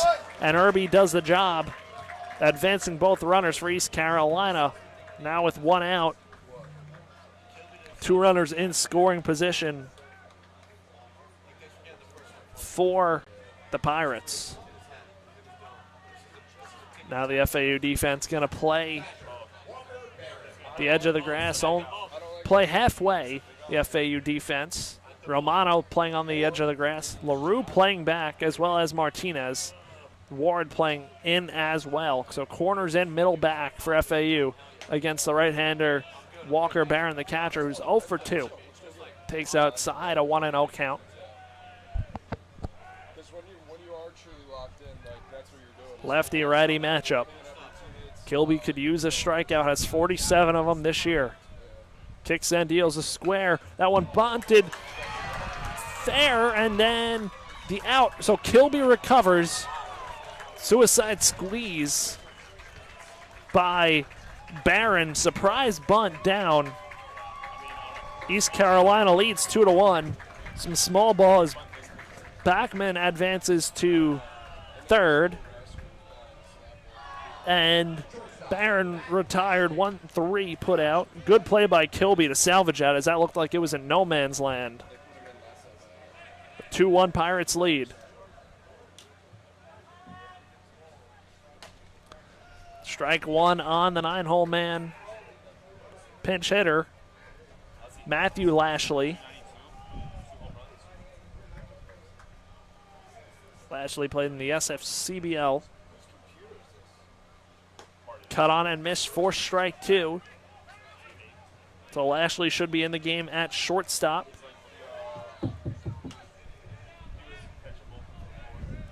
Next half inning, lefty-lefty down 0-2. Kilby kicks and deals with the runner on third. Fouled off, Lashley stays alive with 2 strikes. This season, Lashley has a .292 batting average and 106 at-bats. 17 runs batted in, also has 2 home runs. Kilby trying to get that put-away pitch. The 0-2 upstairs, 4-1, a 1-2 count. Pinch hitters tonight for East Carolina, already 1 for 1. Bachman at third had a single earlier this inning, and Lashley the second pinch hitter for East Carolina here tonight. Kilby winds, deals the 1-2. Cut on and miss, strike 3. Kilby gets out of it, only gives up 1 run on 2 hits, 1 man left on base. We're going to head to the bottom half of the 6th inning. East Carolina leads this one 2-1.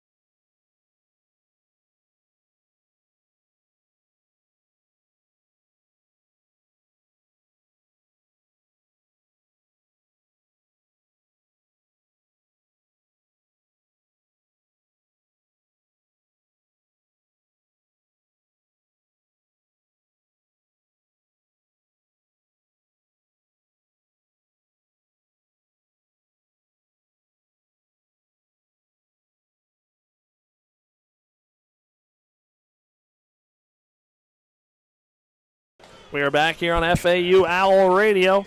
Bottom half of the 6th inning. Pirates lead this one 2-1. Our second guest of the night, FAU pitcher Justin Minneberry. Welcome, your second time on the broadcast here. Yes, 2-1 ball game. Close game so far. Brett Patton, John Martinez, and Eli Small coming up. And Brett Patton, your teammate at Indian River State, coming up to the box. Yeah. Roommate last year, teammate since freshman year.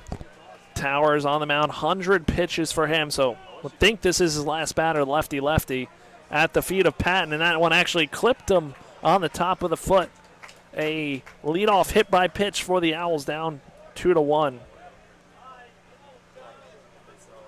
So a good start for the Owls. That could be a bag or two right there with his speed as well. Yes, it can. 16 stolen bases on the year from Patton. What has it, where are you at in your rehab, and can you give any updates to that? Yeah, so I actually just finished the rehab part of things and started throwing last week. Monday was my first day. Through Monday, Wednesday, Friday, and yeah, everything went well. Obviously a little sore cranking out the new arm, and yeah, threw it again this Monday and yesterday, and Starting to really throw. happy. The more you throw, are you starting to feel like more yourself? Yeah, honestly, yeah. Last week I was really, really fatigued by the weekend, and could really feel it. Even Monday, I had to shut down Monday about midway through my sets because on the program it says to shut down if you're feeling any pain. And rehab Tuesday, and then yesterday was the best I felt since touching a baseball again. And it's because I, went back to my roots. Some throwing drills instead of really trying to rip it. So all is well. We're gonna take a quick break right here. A pitching change for East Carolina. Me and Justin will be back for the remainder of this inning in just a few minutes after the new pitcher for East Carolina warms up.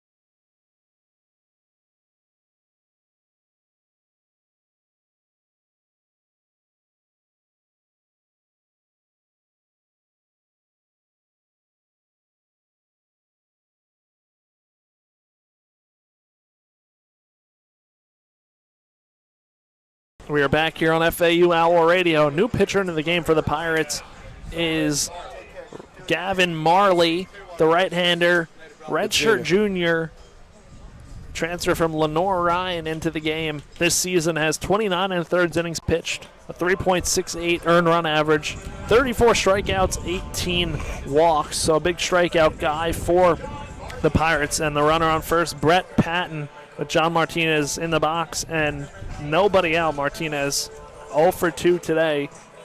Justin again joins us for this half inning with the Owls. Righty matchup. Gavin Marley on the rubber.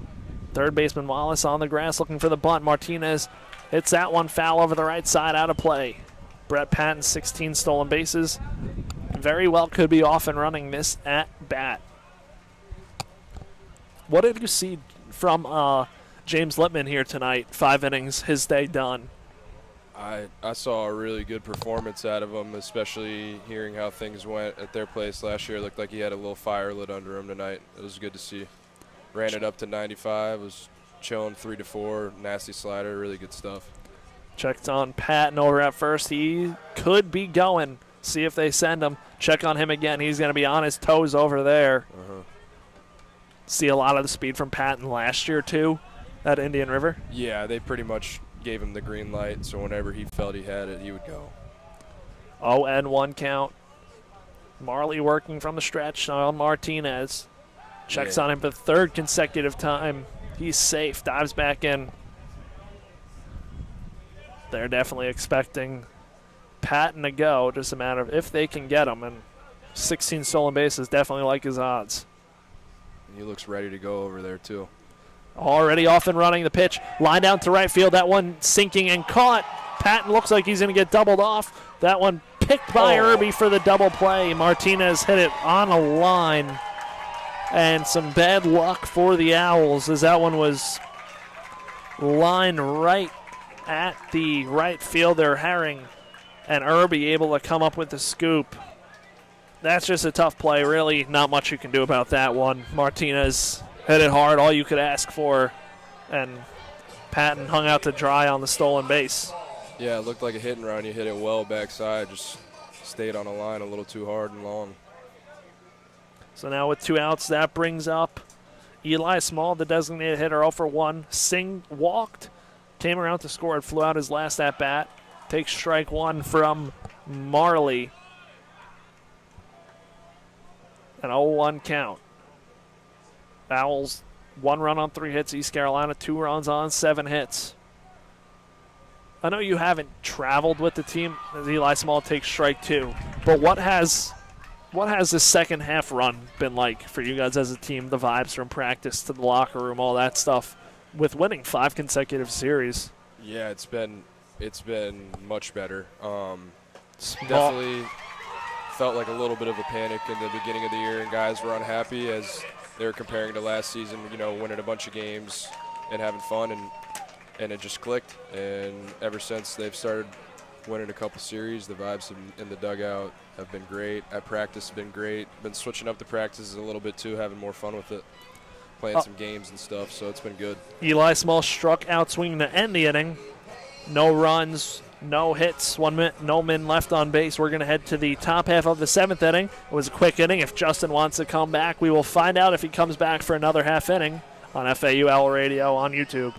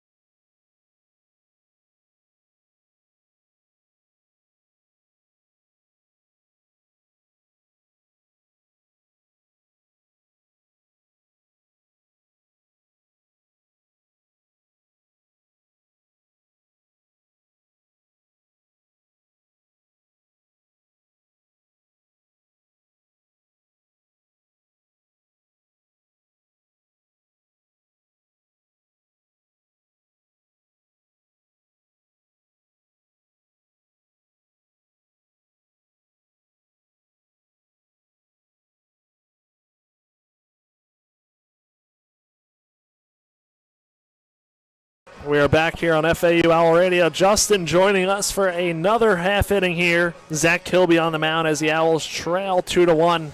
Top of the 7th inning. Zach, one of the seniors on this team and one of the captains on this team. Justin, what has it been like being with Zach here for 1 year? I know you only get 1 year with him.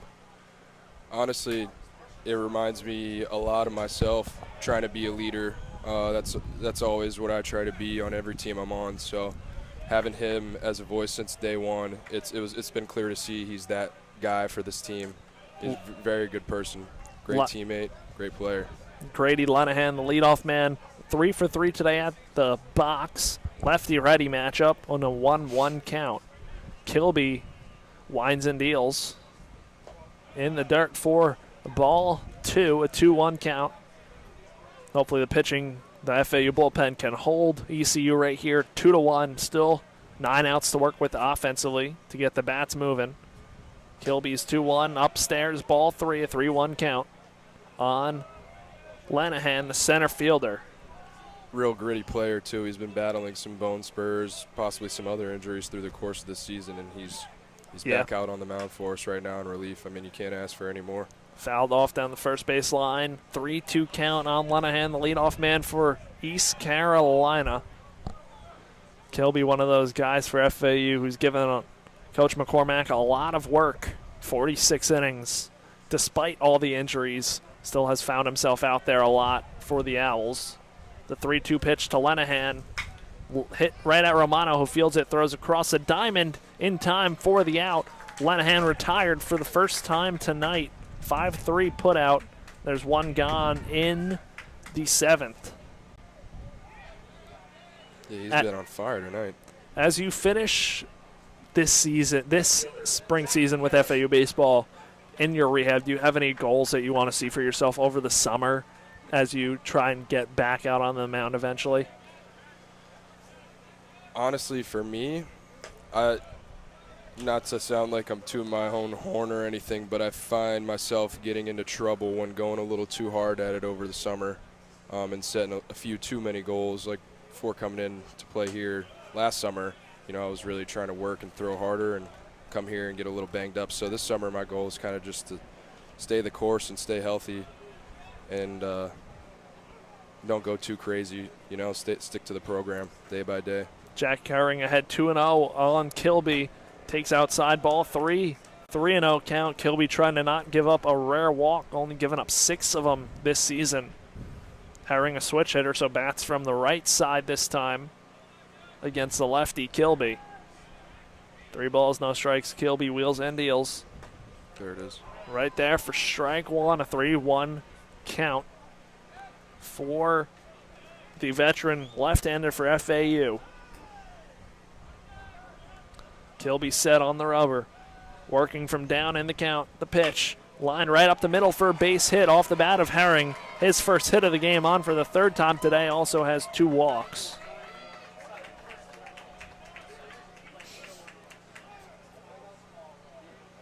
What has it been like? I'm sure it's challenging to not be in the dugout with your guys on the field, on the mound out there.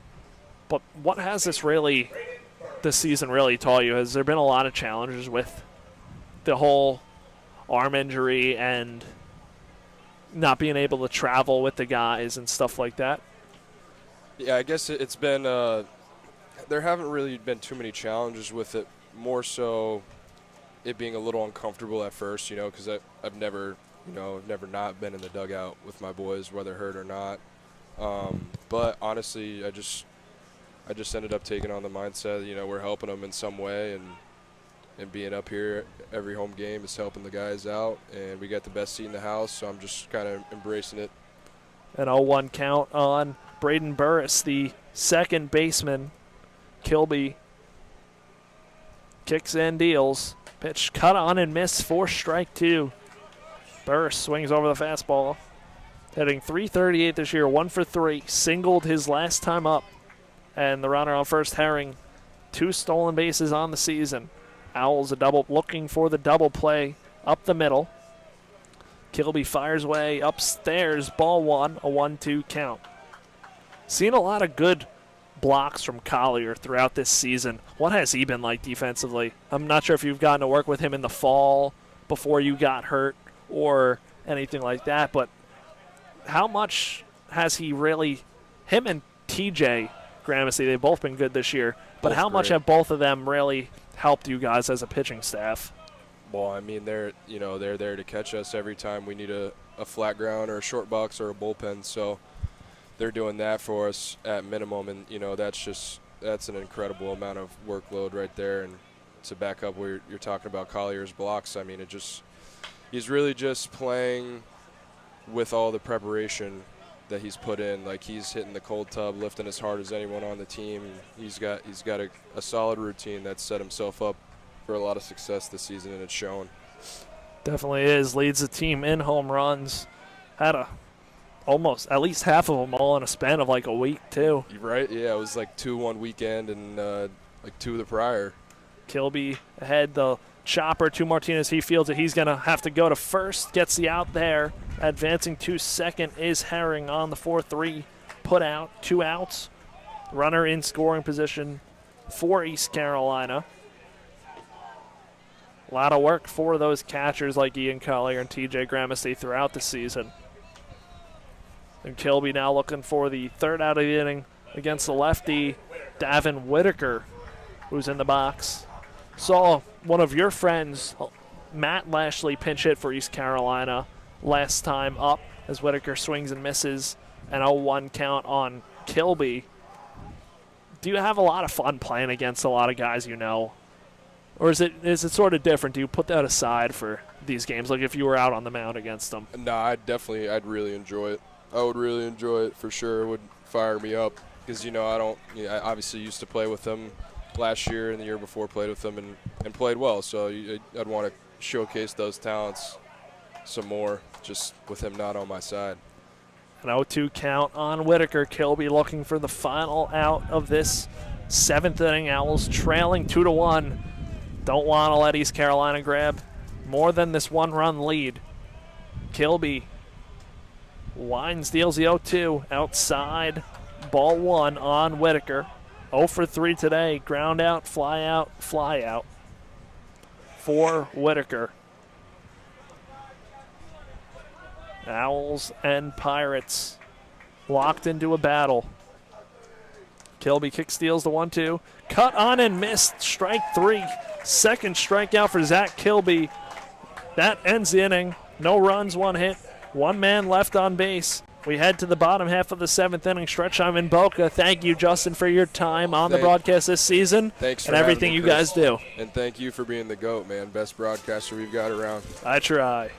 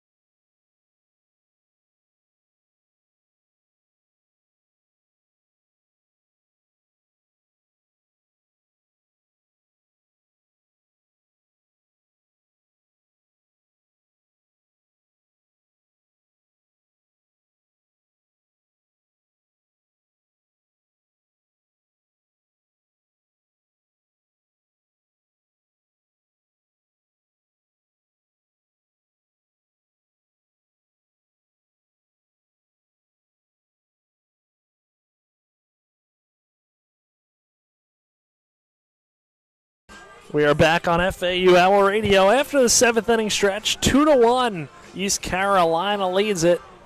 Gavin Marley on for his 2nd inning of work. It'll be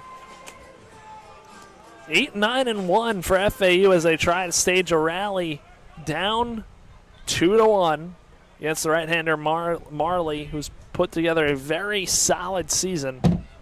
Got the help of a nice double play on a line drive out to right field that Brett Patton was off and running on last inning. Timeout called by David Arrieta, the home plate ump. Can't tell what he's pointing at right now. Something's going on. And now it looks like we will resume play and look to start this bottom half of the 7th. Owls and the Pirates. Marley kick steals to Ward, who takes for strike 1. Defense playing Ward straight up and hit the ball to all sides of the field. 1 for 2 today, single and a strikeout. That single came back in the 2nd inning when FAU scored their lone run. Ward fouls it off to the screen, an 0-2 count. Quick update on the scores around the conference. Memphis leads Charlotte 6-0 in the 7th. UAB leads UTSA 7-5 in the 6th. So if UAB were to somehow sweep UTSA, that would leave the door open for East Carolina to come in and take the conference regular season title. The 0-2 to Ward is upstairs, a 1-2 count. Continuing on in the scores, Rice leads Tulane 4-0. If Tulane loses, FAU clinches their spot in the conference tournament. And then the final game, USF leads Wichita State 4-1. 1-2 count here on Ward, the pitch. Ward chases upstairs for strike 3. Good pitch from Marley, and there's 1 gone in the 7th. That's his 2nd strikeout. Now Brando LaRue comes up. LaRue, sac fly that has brought in the lone FAU run here tonight. So LaRue will dig in from the right side against Marley. Owls could use these base runners down by 1. 8 outs to work with. Marley wheels and deals. LaRue slow chopper to the shortstop. Lashley, who fields and throws to first, getting LaRue out. He's 0 for 2, and that turns it over to the top of the FAU lineup and Kyle Boylston here in this 7th. Lashley playing short for East Carolina.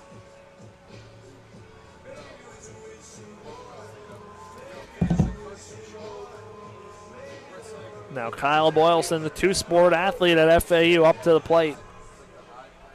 Today Boylston's 0 for 3, 3 flyouts, 2 to right, 1 to left.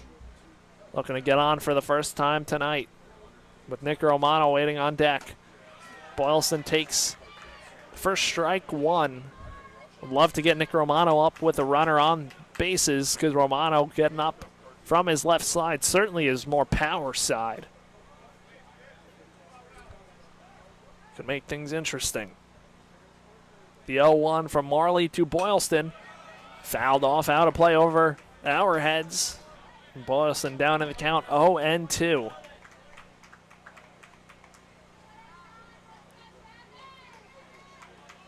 Dark skies here in Boca, night upon us.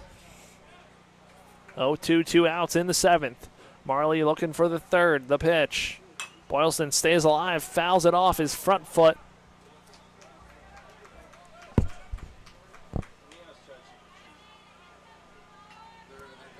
So an 0-2 count.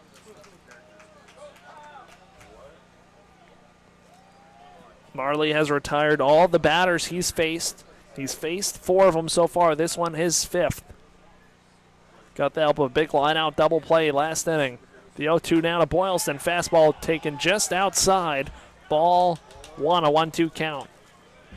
Boylston able to leave that close pitch. Some action in the East Carolina bullpen right now.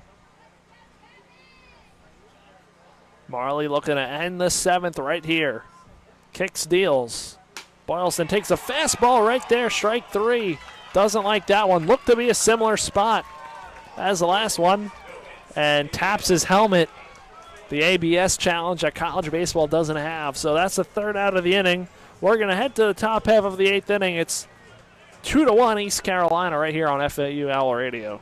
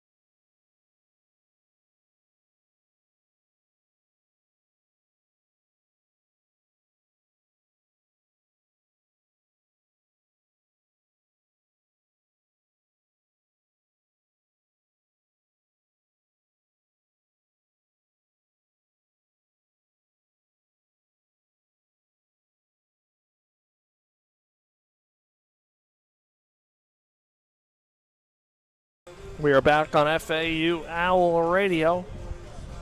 Top half of the 8th inning, a 2-1 East Carolina lead, and Kilby on for his 3rd inning of work. Currently sitting at 35 pitches. It'll be 5, 6, 7. Wallace, Bachman, and Irby for East Carolina. Colby Wallace in the box, 2 for 3 today. Couple singles, and a run scored his last time up.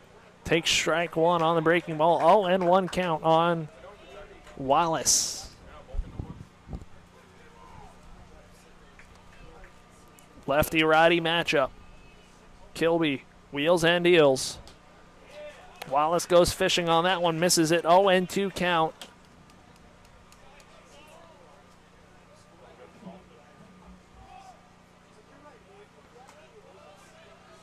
Kilby looking for a quick inning.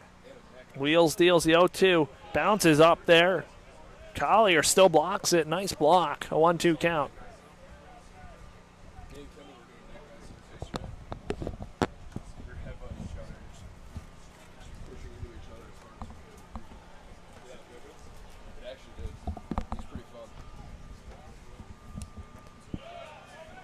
Oh, 1-2 misses down low. Ball 2, a 2-2 count. 2 balls, 2 strikes. Nobody out. 3 infielders on the left side, only the first baseman, Pat Ward, on the right. The pitch. Hit right where nobody is, through the right side. A base hit for Wallace. Leadoff single in the 8th. Another leadoff man on for East Carolina. It was Wallace who started off the 6th inning in a 1-1 ball game at the time and came around to score the leading run for East Carolina. Now Braden Backman, the designated hitter, singled in his first step out of the game, 1-for-1, a pinch hitter for the Pirates. Lefty-righty matchup. Owls look for the double play up the middle. Kilby checks on Wallace over at first.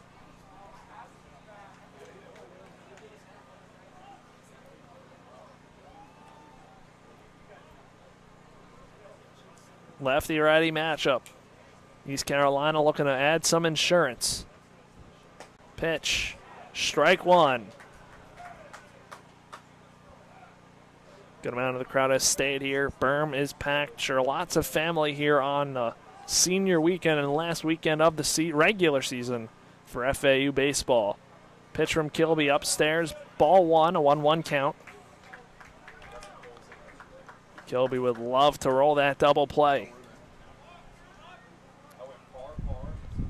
Balls that have been hit hard off of Kilby today have been hit very hard. Kilby delivers. That one flown out to left center field, ranging back, warning track wall. That one's gone. A 2-run home run off the bat of Braden Bachman, the pinch hitter today. 2 for 2 in this game. A 4-1 East Carolina lead as the Pirates pour out of the dugout.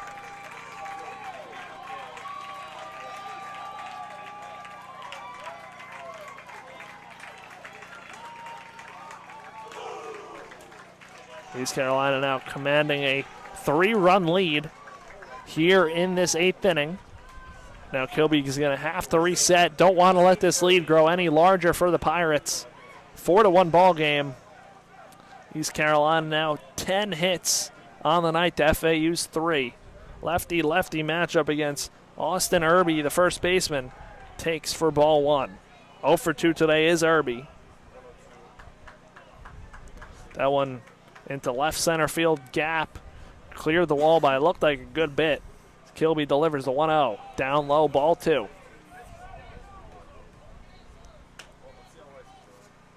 Rice is winning against Tulane in the 4th inning, 4-0. Kilby kick steals his 2-0 to Irby. That one flown out to center field. Boylston comes in a few steps, stops, makes a catch, makes a basket catch.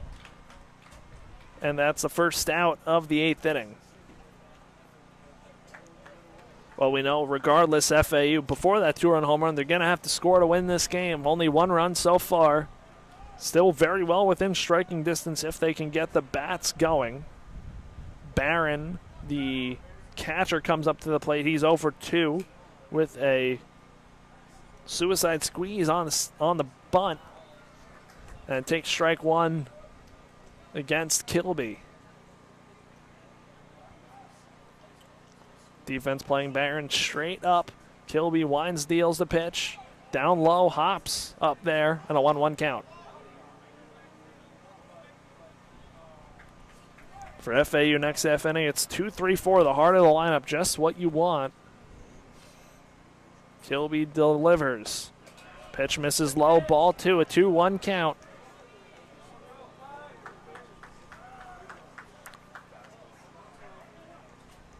Owls looking to hold it right here at a 3-run deficit. Kilby fires away. Inside on the breaking ball, 3-1 count.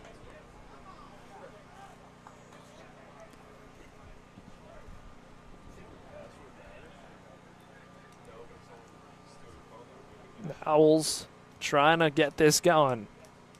Timeout called in the batter's box by Walker Barron. And the umpires are going to challenge. The only thing would be if it was a hit by pitch.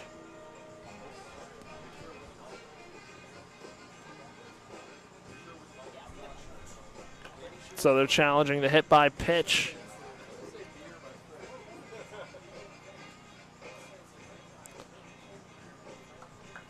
We'll see what the verdict is.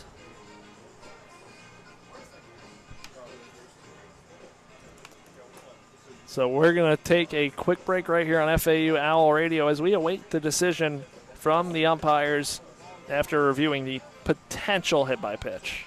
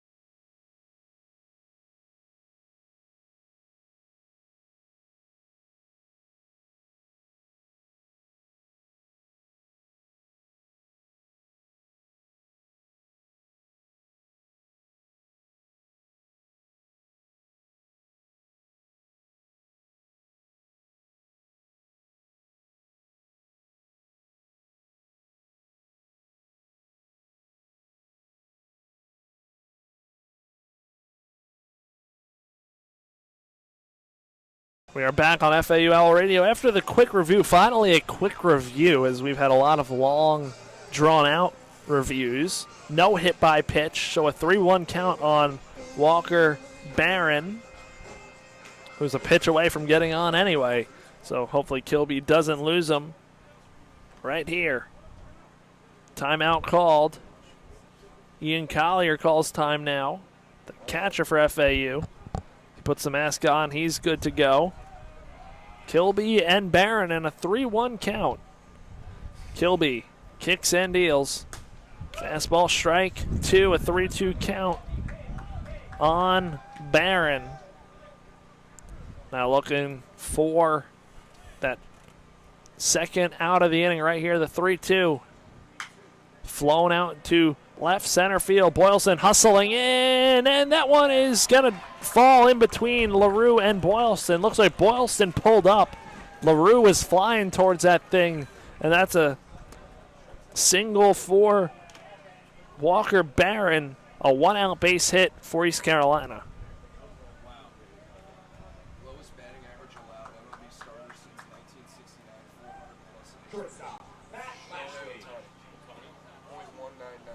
400 plus innings. Now a lefty-lefty matchup against a 9-hole hitter. Matthew Lashley pinch hit, struck out his first time up, facing Kilby for the second time here tonight. And as tough as it gets for a lefty to come off the bench after sitting and hit against a lefty. Walker Barron on first, has one stolen base on the year. Owls look for the double play. Lashley fouls it off. 0-2 count. Matthew Lashley into the game at shortstop for the Pirates.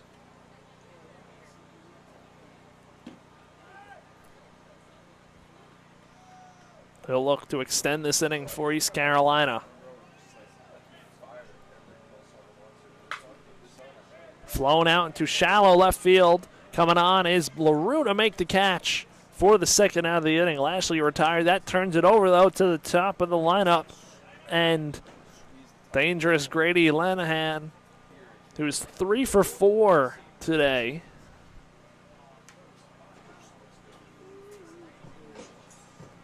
And Coach McCormack out to the mound, making a pitching change.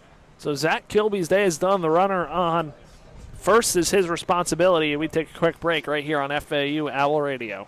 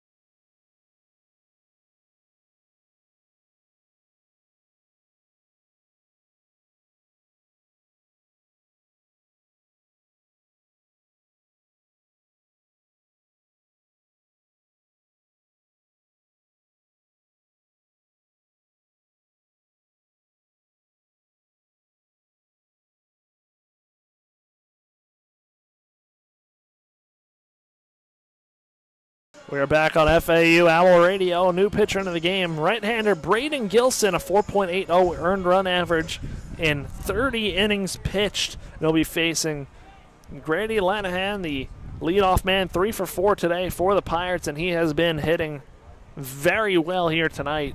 2 singles, a double, a run scored. Did ground out his last time up, so the Owls figured him out at least for one at-bat.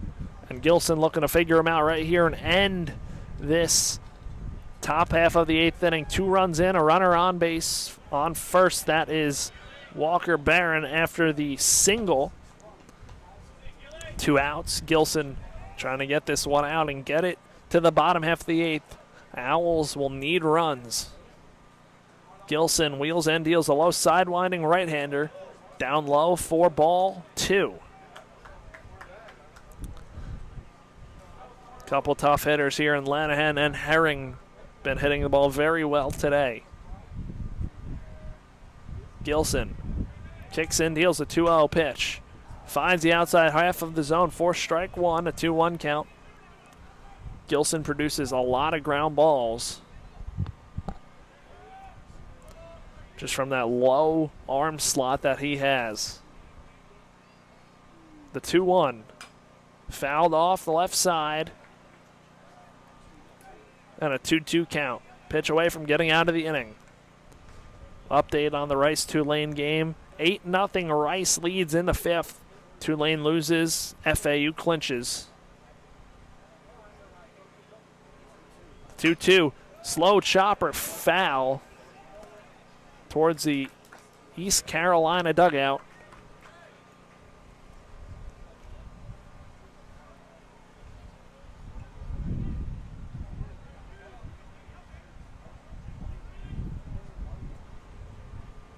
Two balls, 2 strikes, 2 outs, runner on first. Gilson kicks and deals. Flown out to right field. That one's going to get foul. Stay put at a 2-2 count.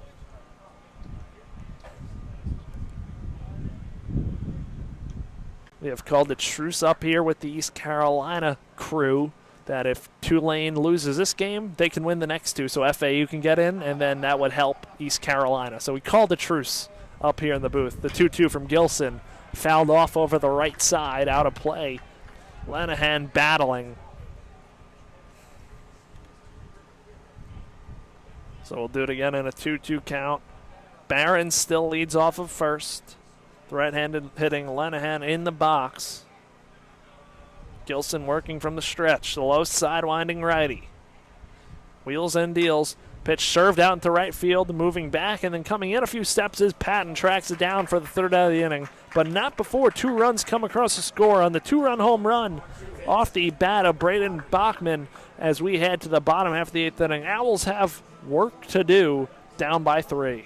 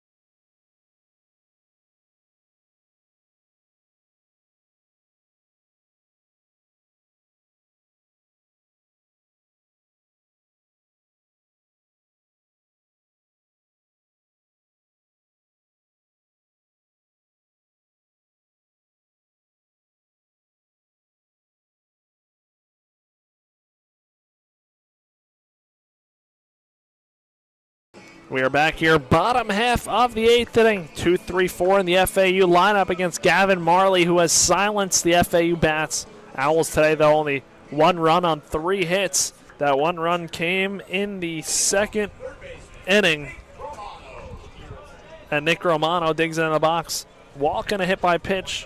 Sandwiched in between that was a fly out, so he's 0 for 1 today, facing Gavin Marley now, trying to set the table for FAU, down by 3, 6 outs to work with. As Romano takes 4, strike 1, doesn't love it.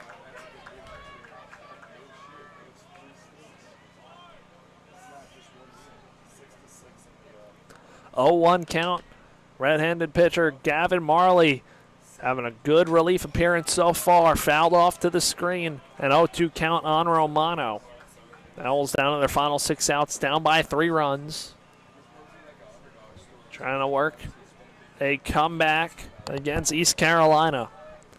Would much rather love to see the Owls get into the conference tournament on a win rather than depending on Rice to beat Tulane, who does lead 8-0. Marley's 0-2. That one served right at the leaping Lashley. Makes the catch, robbing Romano of a hit. Great catch from Lashley, flashing the leather here in the 8th. That one was lined at Lashley. And a great catch from him. That brings up Michael Peraza, as now the Owls have to regroup, now down in their final 5 outs and down by 3 runs.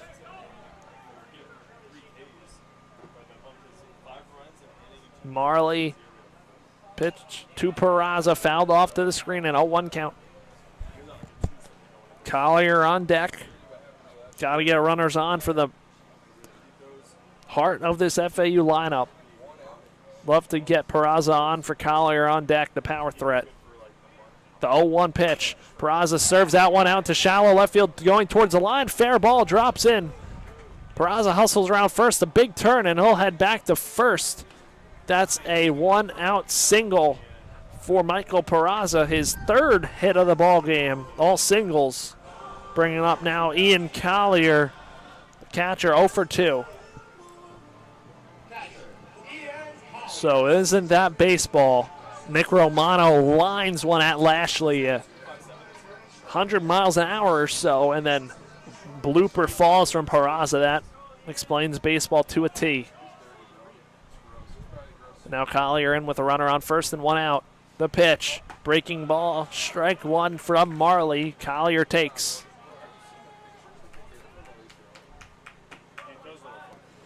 East Carolina trying to get a big win. 0-1. Collier in the box. The pitch.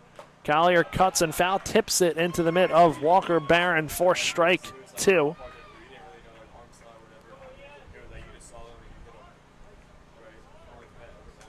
So Collier now has to shorten up.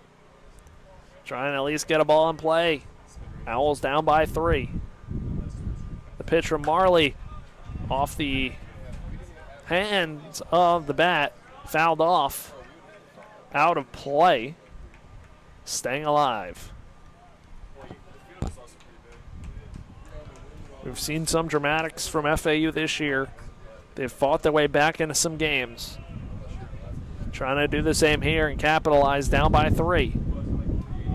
Marley winds, deals a pitch to Collier way outside, ball 1. An easy take from Ian Collier.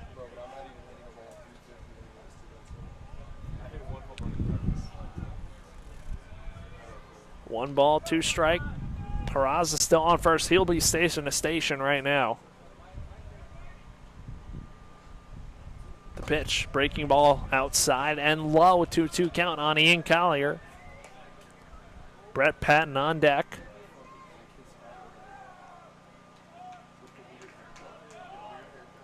This is the first at-bat. Collier is getting the look at Marley. Marley wheels and deals the 2-2 breaking ball. Collier goes around, but that pitch goes to the backstop. Collier's gonna reach first on the drop, 3rd strike. Actually, no, my bad. First base was occupied. Forgot about that. Forgot about that. So Collier's out on the strikeout. Advancing to second is Peraza on the wild pitch. And Collier down swinging.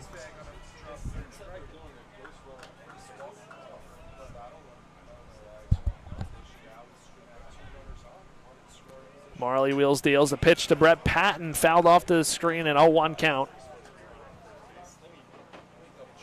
Was hit by a pitch his last time up. So 0-1, 2 outs. Runner in scoring position for the Owls. They'll love to get this run scored. The 0-1. Patton hits that one out to the right center field gap. That one's gonna drop. Peraza comes around to score. Patton hustling towards second to throw from the right fielder. Herring is not in time. That's an RBI double for Brett Patton. The Owls draw closer. It's 4-2.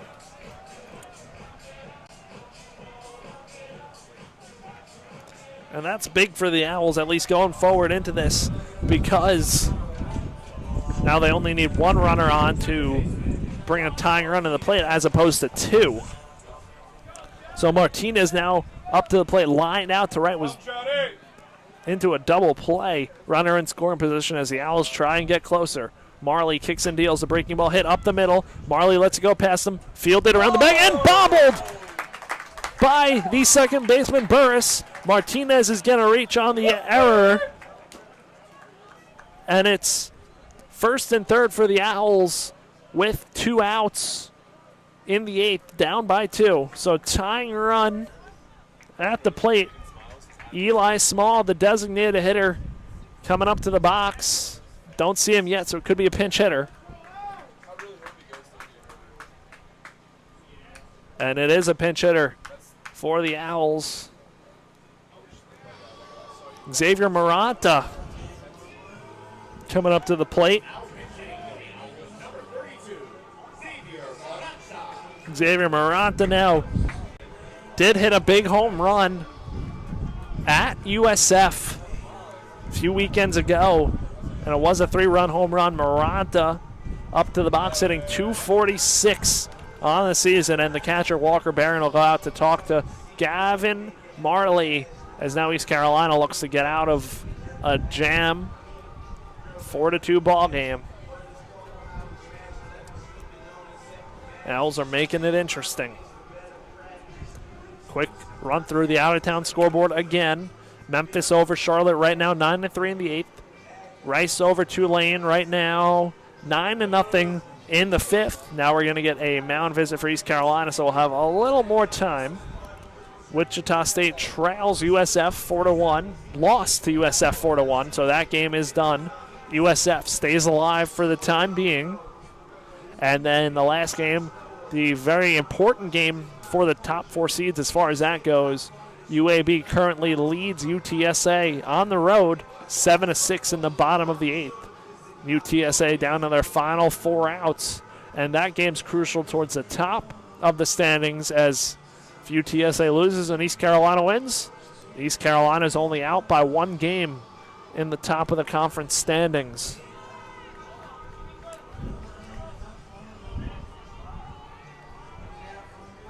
But a big at-bat coming here. Owls control their own destiny. Down 4-2, runners on the corners in the 8th. Middle infield playing back, first baseman Irby holding on. The runner at first, which is John Martinez. The runner on third is Brett Patton. Righty-lefty matchup. First at-bat from Maranta. He takes a fastball, 4-strike-1 from Marley.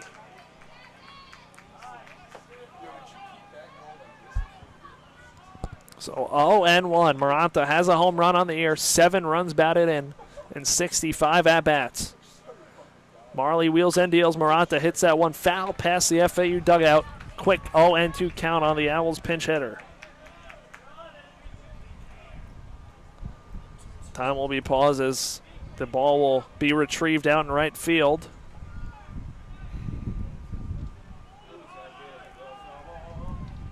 And 2 righty-lefty matchup. Marley looking to get out of the inning. The pitch, runners off and going high and stopped. Runner's going to come in.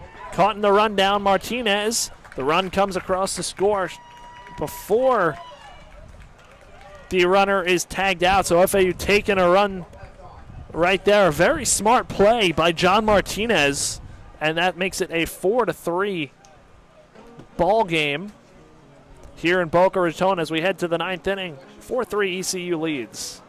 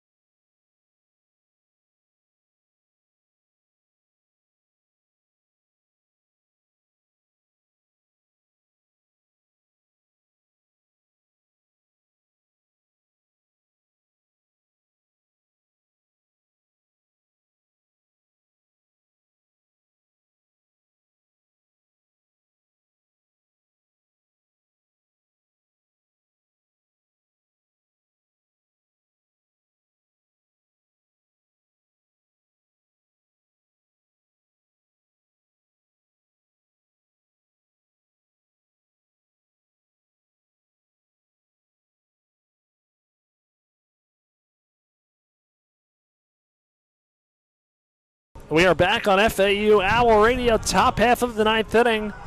4-3 East Carolina lead. It'll be 2-3-4 starting with Herring, Burris, and Whitaker. In the East Carolina half, Owls got 2 runs back. Would love to keep this right where it is here in this 9th inning as the Owls trail by 1. Righty-lefty matchup. Gilson on for some more work out of the pen. Herring takes outside for ball 1.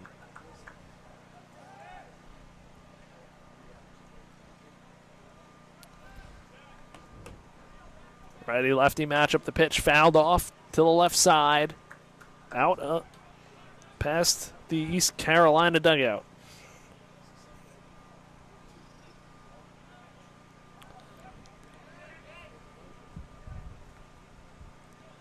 Gilson on the rubber. Herring in the box today.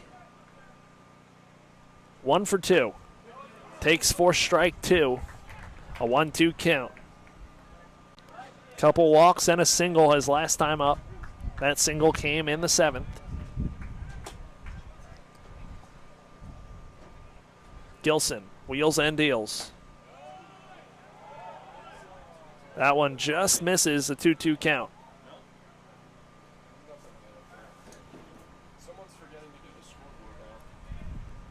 It is 2 balls, 2 strikes. Scoreboard now function on the board here. Is that one spoiled? Herring stays alive, 2-2 count. Scoreboard now corrected. Gilson got out of the 8th. Looking to have a solid 9th, keep it right here at a 1-run game. Gilson winds, deals the pitch, roped right at Martinez off of his glove. He can recover, throws from his knees in time.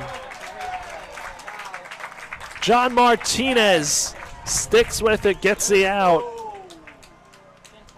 Had time. It was hit so hard that Martinez had that time when it gets off his glove and got the out.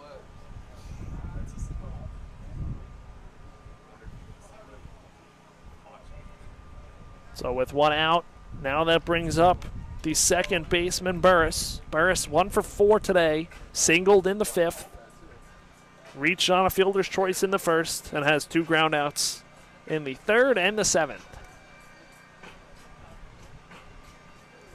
So Burris will dig in from the right side against Gilson. And Gilson again produces a lot of those ground balls. So infielders have to be on their toes. Gilson kick steals. Outside, ball 1.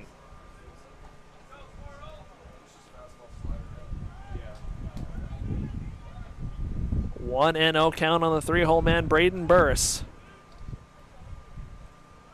Against the low sidewinding Braden Gilson of FAU. Down low, ball 2.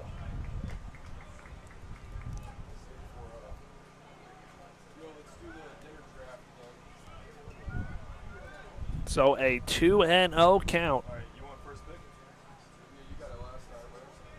Gilson kick steals.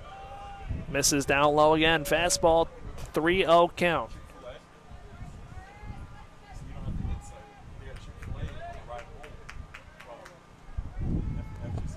Three balls, no strikes. Gilson delivers. Fastball right down the middle for strike 1, a 3-1 count. Automatic take there from Burris.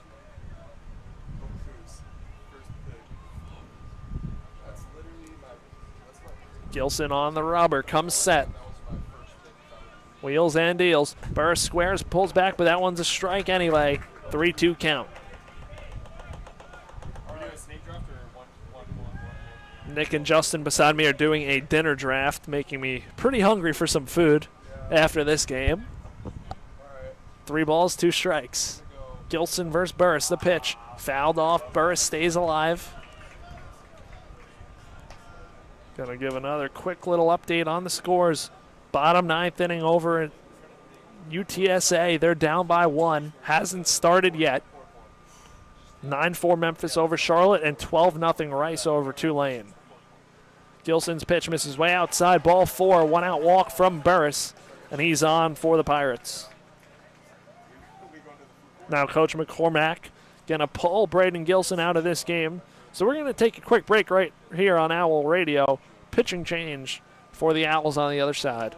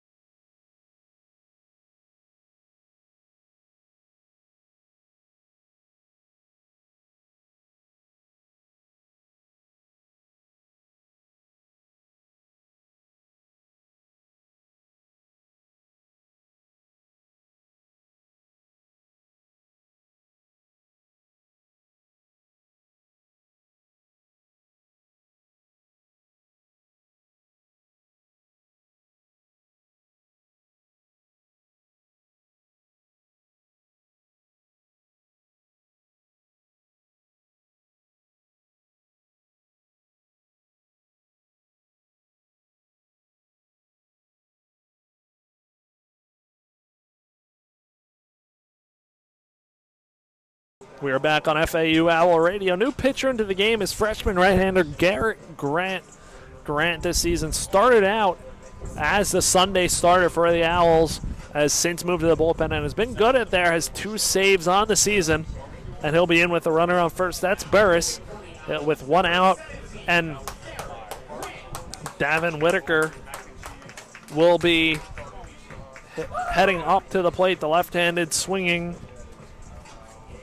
left fielder will dig in as the Owls look to hold this game right where it is. Down 4-3 in the 9th inning. Runner on first, 1 out for the Pirates. Don't want to let any more runs come across. Righty-lefty matchup. Grant versus Whitaker. Double play depth up the middle. Grant checks on. Burris at first, who's safe. 10 stolen bases for Burris, 3 caught stealing. A threat to go. If you're East Carolina, very well could send him. Would love to get that insurance run in if you're the Pirates. Grant kick steals. Pitch chopped over the head of Pat Ward. Burris is going to go first to third. Patton fields it. Cut off at first base is Whitaker. He's on. Runners on the corners and 1 out for East Carolina. Just a high chopper over the head of Pat Ward. Nothing he could do about that. Not a bad pitch, just unfortunate outcome for FAU. Now that's going to bring up Colby Wallace, the third baseman today, who's 3 for 4. Owls are still a double play away from getting out of this inning. And pitching coach Hunter Cooley will head out to the mound to talk to his freshman right-hander as East Carolina looks for insurance and FAU looks to hold it right here at 4-3.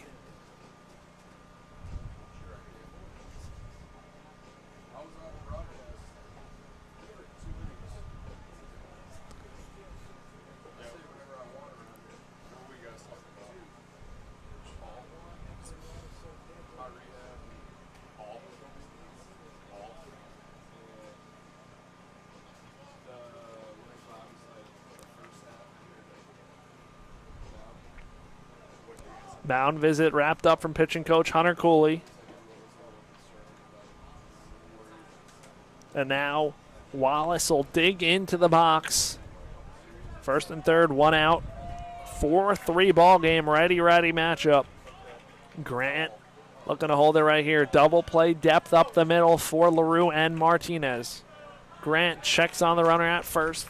That is Whitaker. He has 5 stolen bases on the year, has not been caught. We'll see if East Carolina sends him.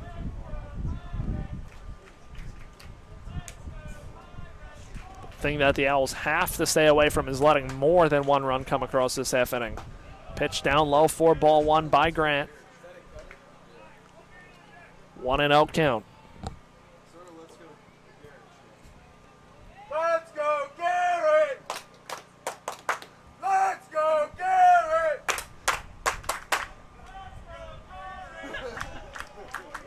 Fans chanting, let's go, Garrett. The 1-0. Swung on and missed. Collier pump fakes, holds the ball. Taking second is Whitaker. So 2 runners in scoring position for the Pirates. A 1-1 count. And Collier thought better of that one, holding it. And that'll bring the infield in for the Owls.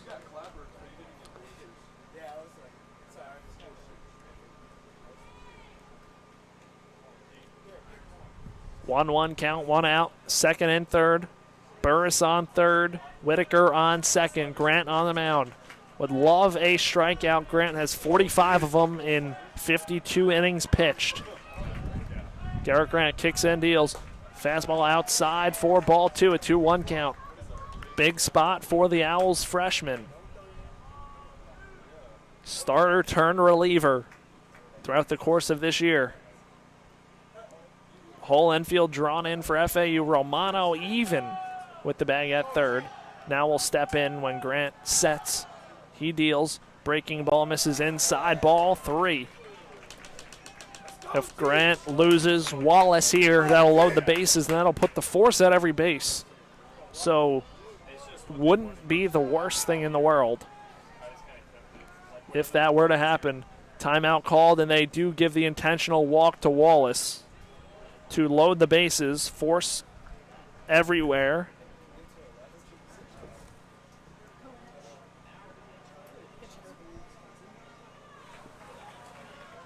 And that's going to give way to a pinch hitter for East Carolina.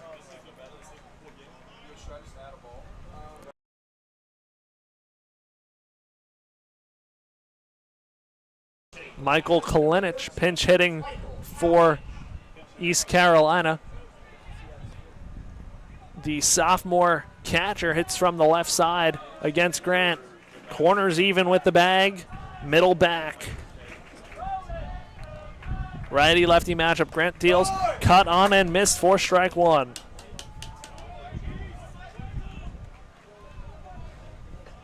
So Kalinich into the DH spot. Down in the count, 0-1. East Carolina trying to pull away, add some insurance, only lead by one. Grant's 0-1 misses outside for ball one, a 1-1 count. Double play depth for the Owls at short and second. Ward and Romano playing, and they'll go home on a ball hit to them. Grant kicks and deals. That pitch fouled off, out of play over the left side to the parking lot. 1-2 count. Would love the strikeout. Huge spot for one for Grant. Edge of your seat time here in Boca for both sides. East Carolina looking to blow it open. FAU trying to keep it right here. 1 ball, 2 strikes. Grant delivers. Outside fastball, 2-2 count. Kalinich at the plate. 15 hits on the season and 66 at-bats. Has 6 home runs as well. Let's go Pirates chant here. Some of the East Carolina fans who made the trip down. Grant deals. Pitch misses just a bit outside and a 3-2 count. The FAU fans don't like it, but that looked like it missed a hair outside. Now Grant's got to come home with a strike or else a run will come in for East Carolina. So Kalinich will be sitting in the zone. Grant has to find it right here. The 3-2 pitch. Fastball roped up the middle end into the left center field gap. 1 run will score. Second run will come in. Kalinich to second. And to third is Wallace. A 6-3 East Carolina lead here in the 9th. A backbreaker for the Pirates.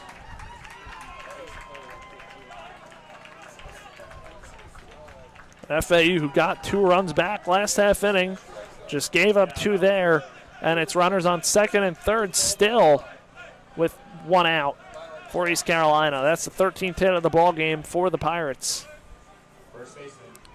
Now first baseman Austin Irby comes up to hit. FAU brings the infield in here again. Righty-lefty matchup. The pitch fouled off over the left side.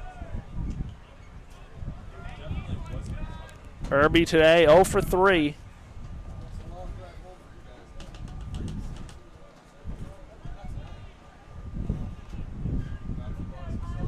Righty-lefty matchup. Grant winds and deals. Fouled off over the left side, out of play.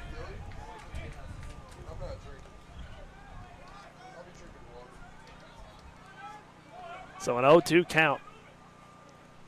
Still got to get out of this inning. We've seen crazier. Down by 3. Don't want to let it balloon. Grant fires away the 0-2 pitch. Fouled off. Irby stays alive to the screen.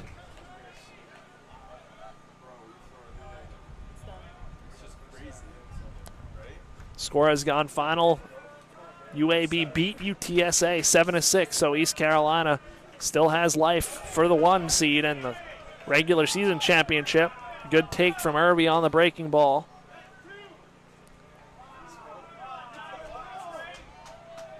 One, 2 count. Grant kicks and deals with the infield in. Pitch hit to Martinez, fields it, spins. He's going to go the easy way to first. Not enough time to get the runner out at home. That is Wallace. A 7-3 East Carolina lead. Kalinich advances to third. So 3 runs in this inning for East Carolina in response to the Owls 2. And the mountain gets steeper for Florida Atlantic.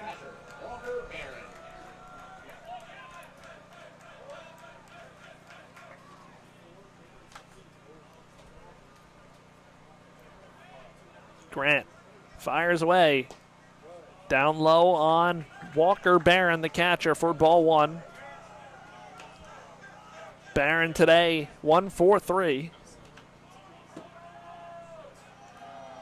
Pitch, fastball. Misses upstairs, 1-0, 2-0 count.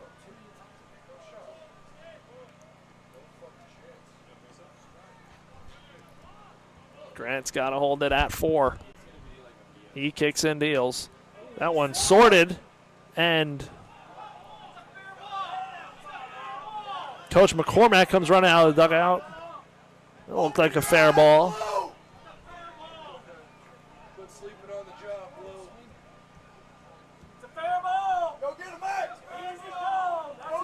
Fans yelling fair ball. Coach McCormack out there talking to the home plate umpire. You can, I think so. So Coach McCormack. He might have called it dead though. That's what I'm saying. Yeah. Once they say, Yeah, once he called it dead, yeah. Coach McCormack still talking to the home plate umpire, Arietta. That definitely missed it. After looking at the review, it looks like it hit the foot of Barron. So hit the foot. Reset here in a 2-1 count. Grant's trying to work out of this inning against the right-hand hitting catcher. Fastball outside part of the zone for strike 2. 7 runs, 13 hits for East Carolina, 3 runs, 5 hits for the Owls. Grant, pitch away from getting out of the inning. The 2-2 with 2 outs. Breaking ball. Check swing foul to the first base coach for East Carolina. And Barron stays alive.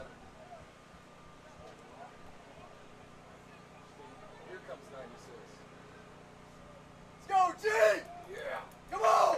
Trying to keep the deficit at 4. That one fouled off in the screen, staying put 2-2 count. Grant and Barron in a battle. Matthew Lashley, the 9-hole man, on deck, the pinch hitter. Pinch hit earlier in the game, so he's 0 for 2 on deck. And Barron today 1 for 3. The pitch. Chopped foul off of himself in the box, staying alive.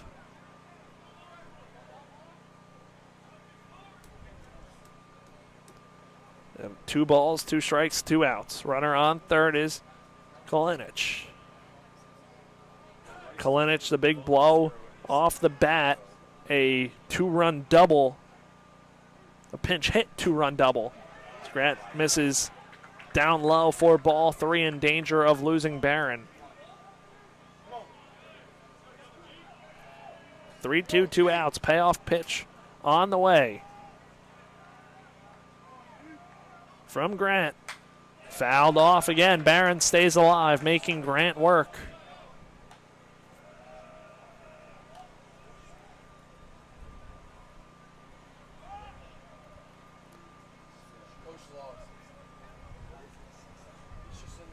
So again, 3-2, 2 outs. We'll do it again. Grant deals. Pitch fouled off over our heads. Barron stays alive. Fouling off pitches against the Owl freshman right-hander.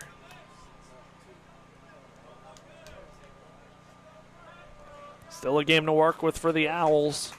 Down by 4. Grant delivers.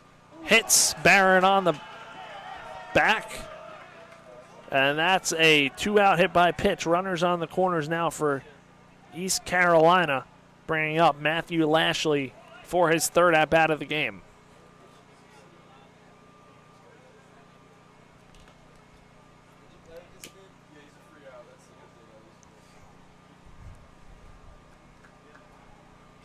Lashley today 0 for 2.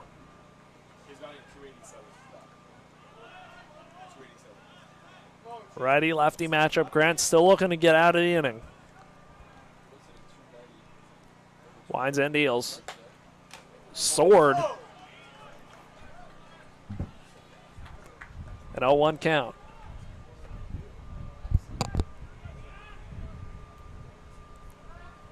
So Grant just trying to keep it here. Middle infield back.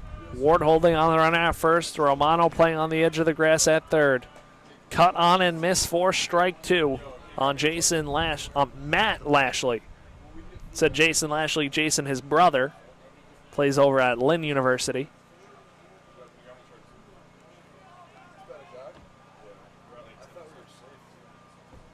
0-2 the pitch. Upstairs, Lashley lays off. 1-2 count.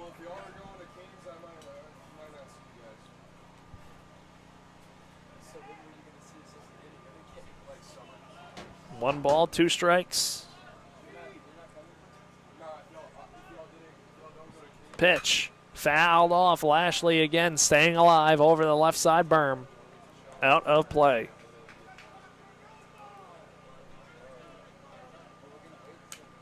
Door open for East Carolina if they can hold on to this game to make UTSA really sweat in the conference title race. As Lashley cuts and foul tips it into the mitt of Collier for the 3rd out of the inning, but not before 3 runs come across the score on 2 hits. 2 men left on base. We're going to head to the bottom half of the 9th. It's 7-3 East Carolina here from Boca Raton, Florida.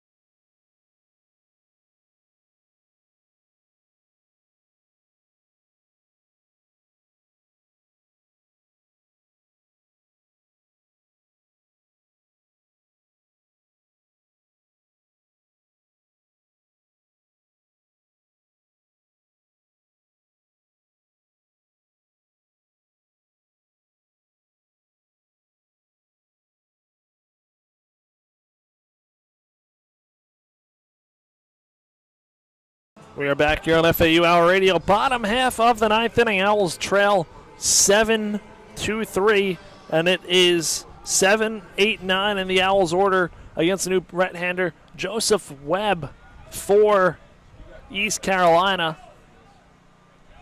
Webb, the right-hander this season, as Maranta takes 4 strike 1, has an opponent batting average of 200, a 3.62 earned run average, 54 2/3 innings pitched on the year, and 2 saves as well.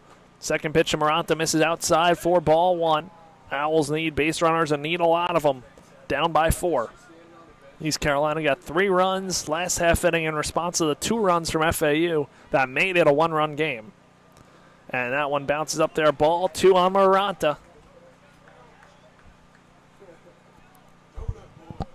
Joseph Webb for the Pirates. Stands 6'3", 215, the senior who transferred in from Liberty. Kicks in, deals, fouled off over the netting, and a 2-2 count. Owls down to their final 3 outs in game 1 of the series.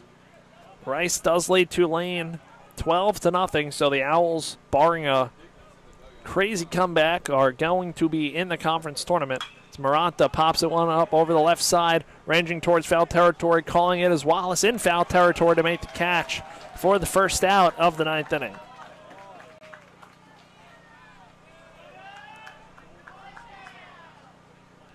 Now that brings up Patrick Ward, the first baseman today, 1 for 3, single and a pair of strikeouts. Ward will come up to the plate as the Owls down to their final 2 outs on a Thursday night here in Boca. Righty-righty matchup, Webb versus Ward. Fastball in the zone for strike 1. 0-1 count on Patrick Ward, the Owls' first baseman. Down to the final 2 outs. Ward takes down low, ball 1.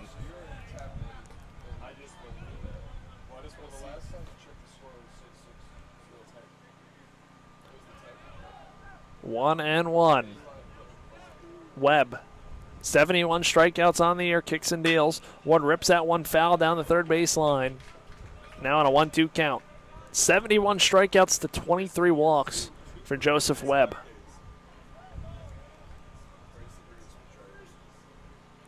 So now Ward goes into protect mode. LaRue waits on deck. Right side of the infield open, only Irby on that side, the first baseman. Ward hits that one out to left field. That one's slicing towards the line and gets to the berm. Foul ball.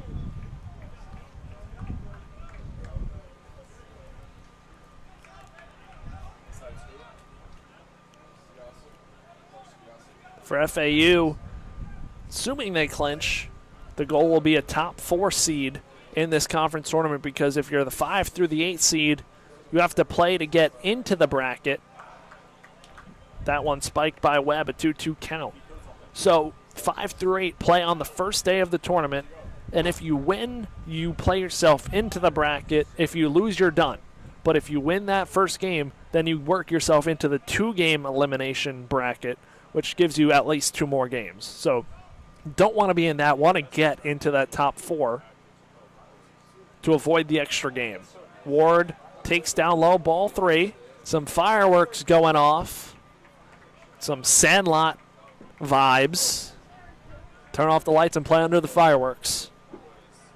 3-2 count, 1 out. Webb wheels and deals.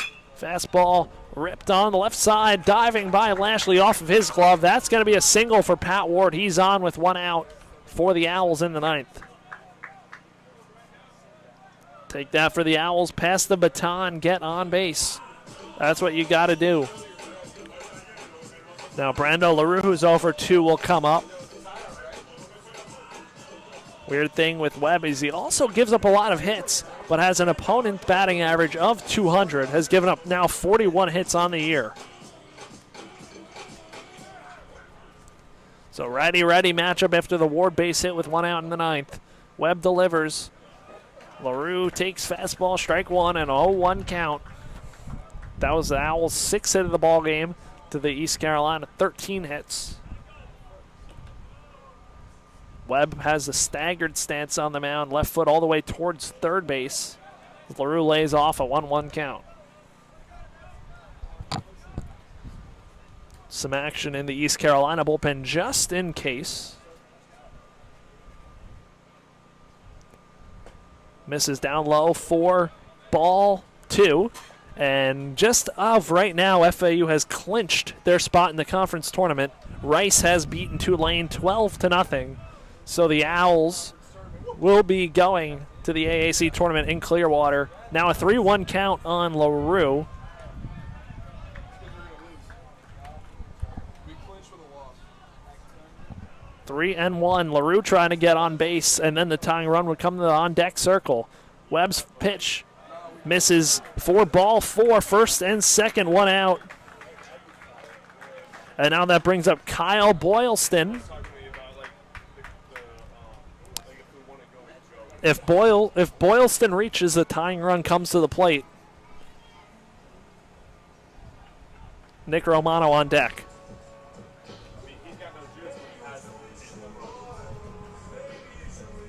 So Boylston up to the box. He's 0 for 4 today.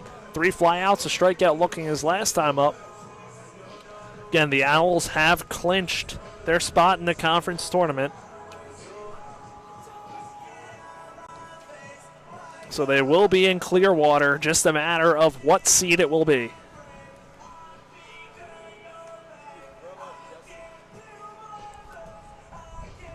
This is the only game left in action here tonight. Memphis beat Charlotte 9-4. USF beat Wichita State 4-1.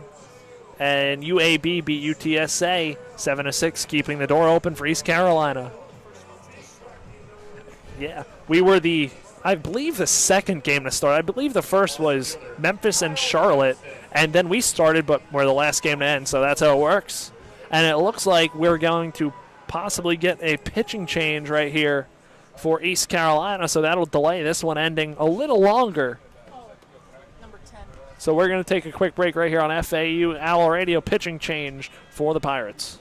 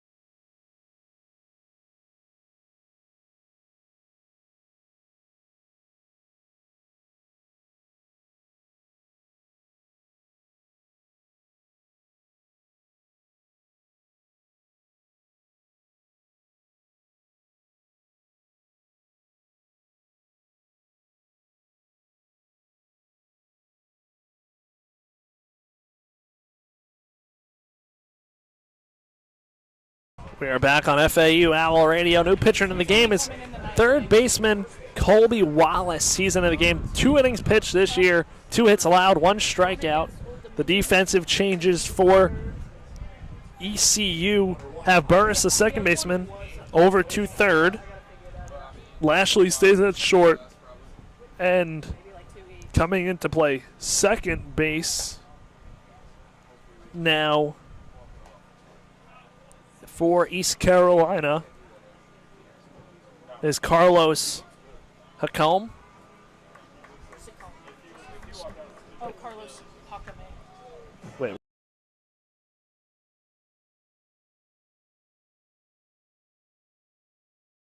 Carlos Hockamay in at second base. So Hockamay into the game. Boylston in the box. Righty matchup here in the ninth. Tying run on deck. Boylston trying to get on. He takes first pitch from Wallace. Colby Wallace, only 2 innings of work this season, but big spot in this game. Trying to prevent the Owls from coming back. Wallace wheels and deals. Boylston takes down low, ball 1, a 1-1 count.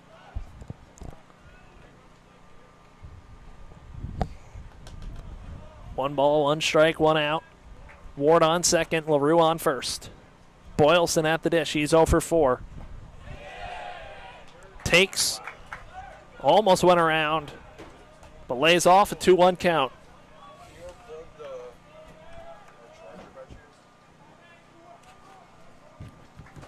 So 2-1.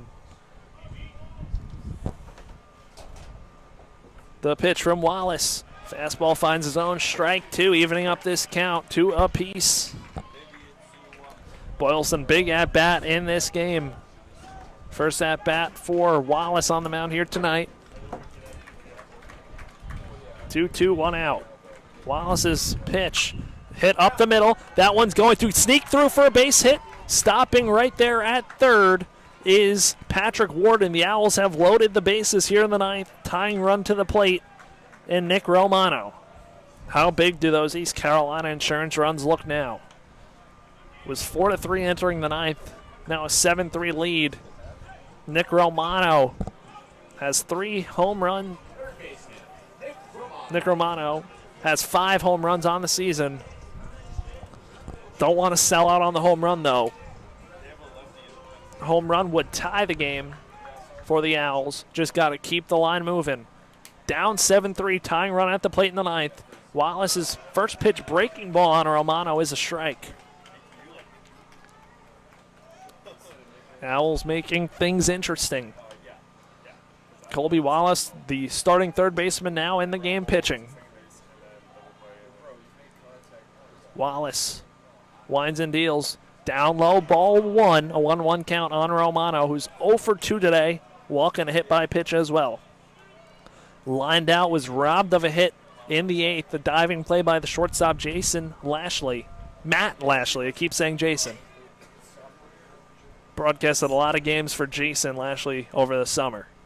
That one ripped down the first base line, foul, 1-2 count. Romano gave it a rip, hit it hard. 1-2 count now, Romano will have to battle.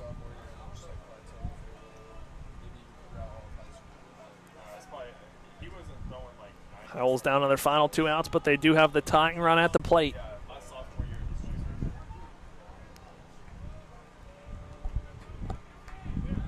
Romano digs back into the box, looking to battle. Wallace sets. Kicks and deals. Romano takes at his feet for ball 2.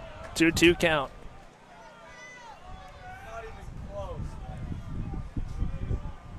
So 2 balls, 2 strikes. Romano regroups. Steps back in. Back foot on the line. 2-2. Wallace kicks, deals. Romano serves that one out to left field. Left fielder going back. That's Whitaker. See if they send Ward. They do. Ward comes in to score on the sac fly. It's a 7-4 ball game with 2 outs in the ninth, and that brings up Michael Peraza.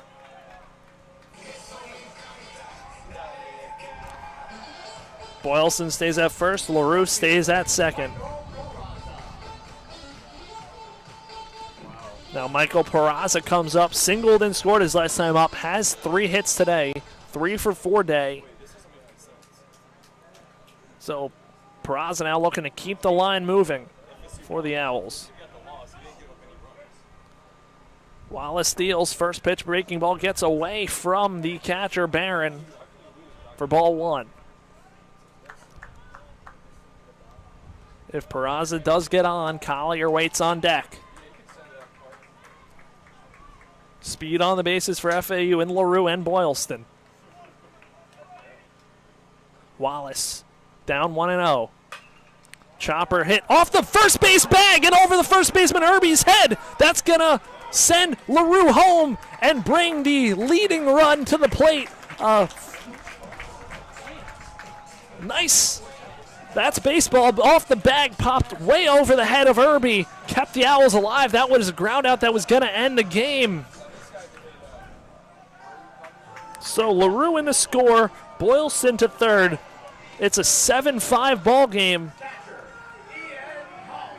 And now Ian Collier comes up as the winning run. The tying run on the bases is Michael Peraza. Wallace on the rubber, takes a breath. It's a 7-5 ball game. Righty-righty matchup. Owls have a heartbeat. Wallace deals way outside, ball 1. That's baseball. Can't figure it, but that stuff happens. off the bag. That was a ground ball right to Irby and took a high hop over his head into right field. Wallace's 1-0 breaking ball finds his own 4-strike one on Ian Collier. Collier today 0 for 3. A walk in the third. Struck out his last time up. A double would score Peraza in the gap.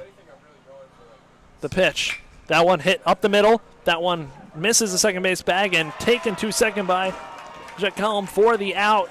Ian Collier grounds out, fielder's choice. That ends this ball game. The Owls lose this one 7-5. Collier hit it hard just right at the second baseman. Thought it got close to the second base bag again. And that'll end tonight's ball game. East Carolina takes this game 7-5, taking game one of the series. They have a chance to get the 1 seed now with the UTSA loss. That leaves the door open for them. As for FAU, they drop this one 7-5. The rally falls short. And then the Owls, however, tonight, they do clinch their spot in the conference tournament. But now you got to have these next two to try and get a top 4 seed in the conference tournament for this upcoming week. Detailed it all before, as top 4 get that bye from the first day where you have to win to move into the tournament. So FAU still up for grabs for top 4 seed. Top 2 are out of the picture now. Top 3 are actually out of the picture now. It's now that 4 seed that'll be up for grabs for the Owls. They'll be in contention for that spot with Rice. So actually, I'm going to do some checking here of the out-of-town scoreboard in the American Conference. UTSA and East Carolina secured to be above FAU. UAB also now secured to be above FAU due to the tiebreaker. So those 3 all have the tiebreaker. And Rice, who won tonight, the tiebreaker. So it does look like FAU will be heading to play on the first day of the tournament, as they lost the tiebreaker to UAB, UTSA, and Rice, and East Carolina. So it looks like the Owls will be between the 5 through the 8 seed, and they'll have to win the first day on the Wednesday of the conference tournament to get in to the winner's bracket. That'll do it here from FAU Owl Radio. Owls drop this game 7-5 on Thursday night, game 1 of the series. A hard-fought loss for the Owls. The rally falls